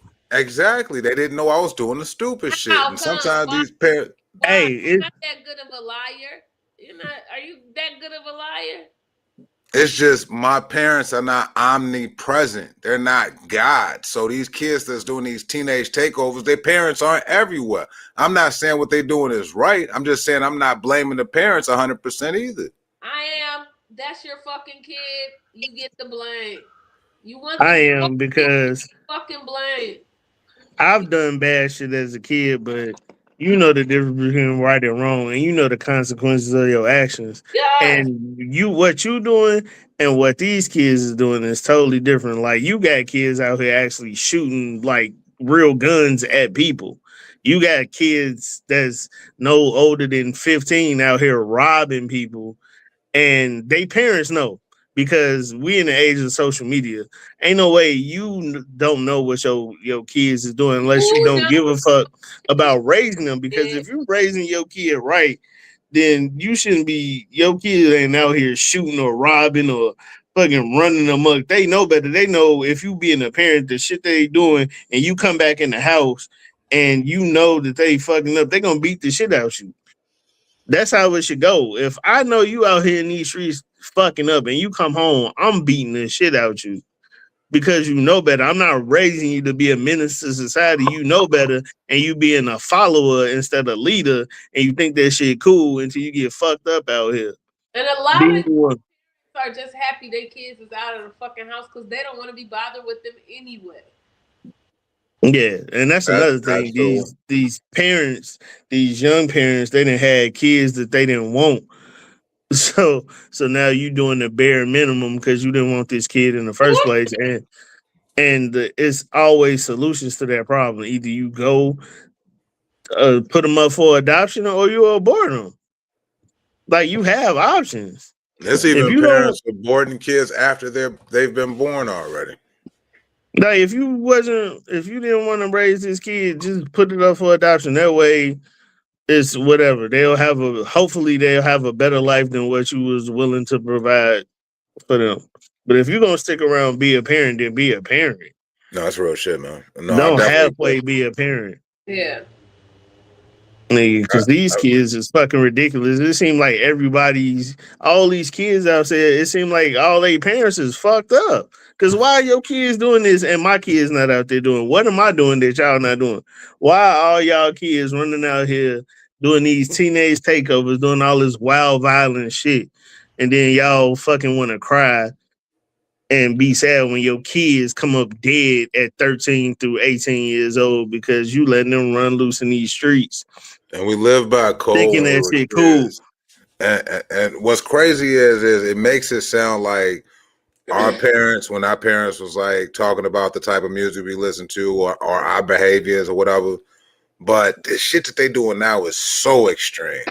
It's extreme. That's why I don't feel sorry when you got this little black kid smacking the teacher, then the teacher beat the shit out your son or daughter and damn near put him through a fucking window.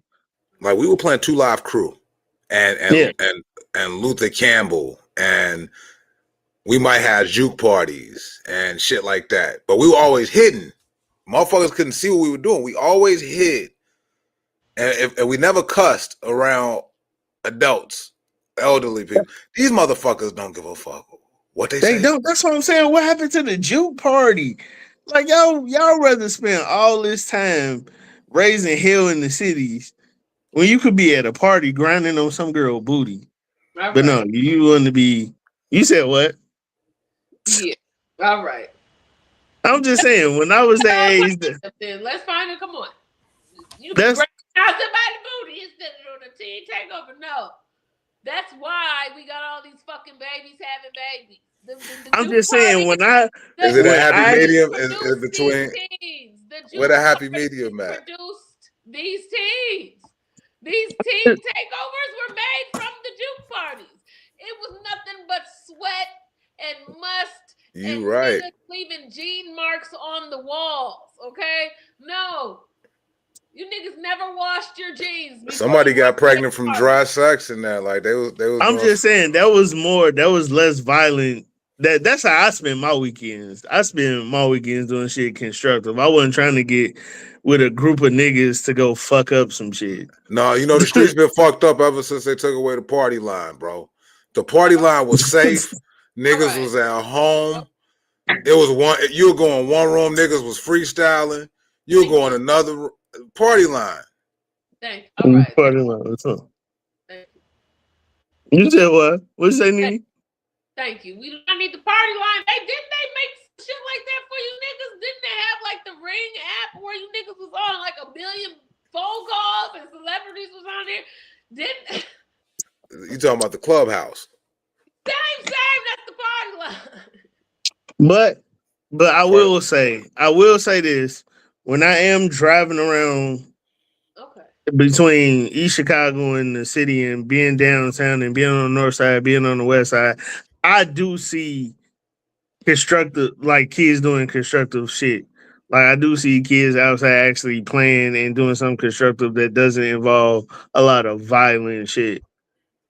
So it's programs and shit out there for the kids to be involved in. You just need more, I guess, adult guidance to put them shits. I don't know. It's just like when the radio be like, put the guns down, and you realize that the people don't even listen to the radio. You know what I'm saying? We gotta get a vigilante group of old ass niggas who either used to be old Black Panthers, ex-cons, and just a lot of niggas who got together. Yeah, a lot of niggas who have nothing to lose and just get them together. And every time these teenage takeovers happen, they just start whooping these little niggas' ass. How about everybody their kid? How about you fathers go find your kid and be a father to them? That part. I missed the pandemic, but shit, I ain't finna hold the audience. I ain't finna hold y'all. Shit, I gotta get and figure out some other shit. That I got some other shit. So Alan said you too high. That's what Alan said. Alan's comment says Bobby is too high. He cannot function. What did Alan say that? Oh shit! People actually been commenting. Oh, that's funny as hell.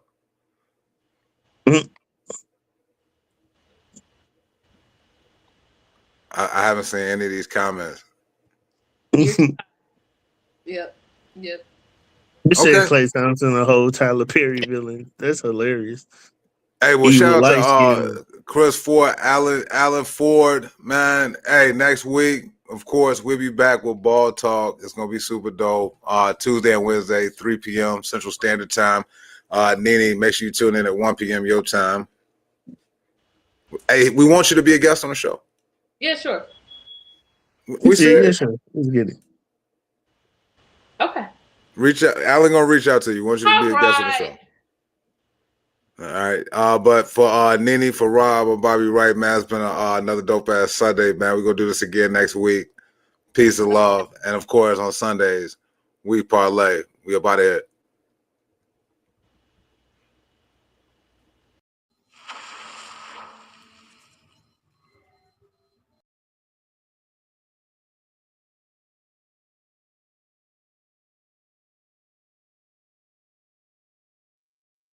Oops, my bad.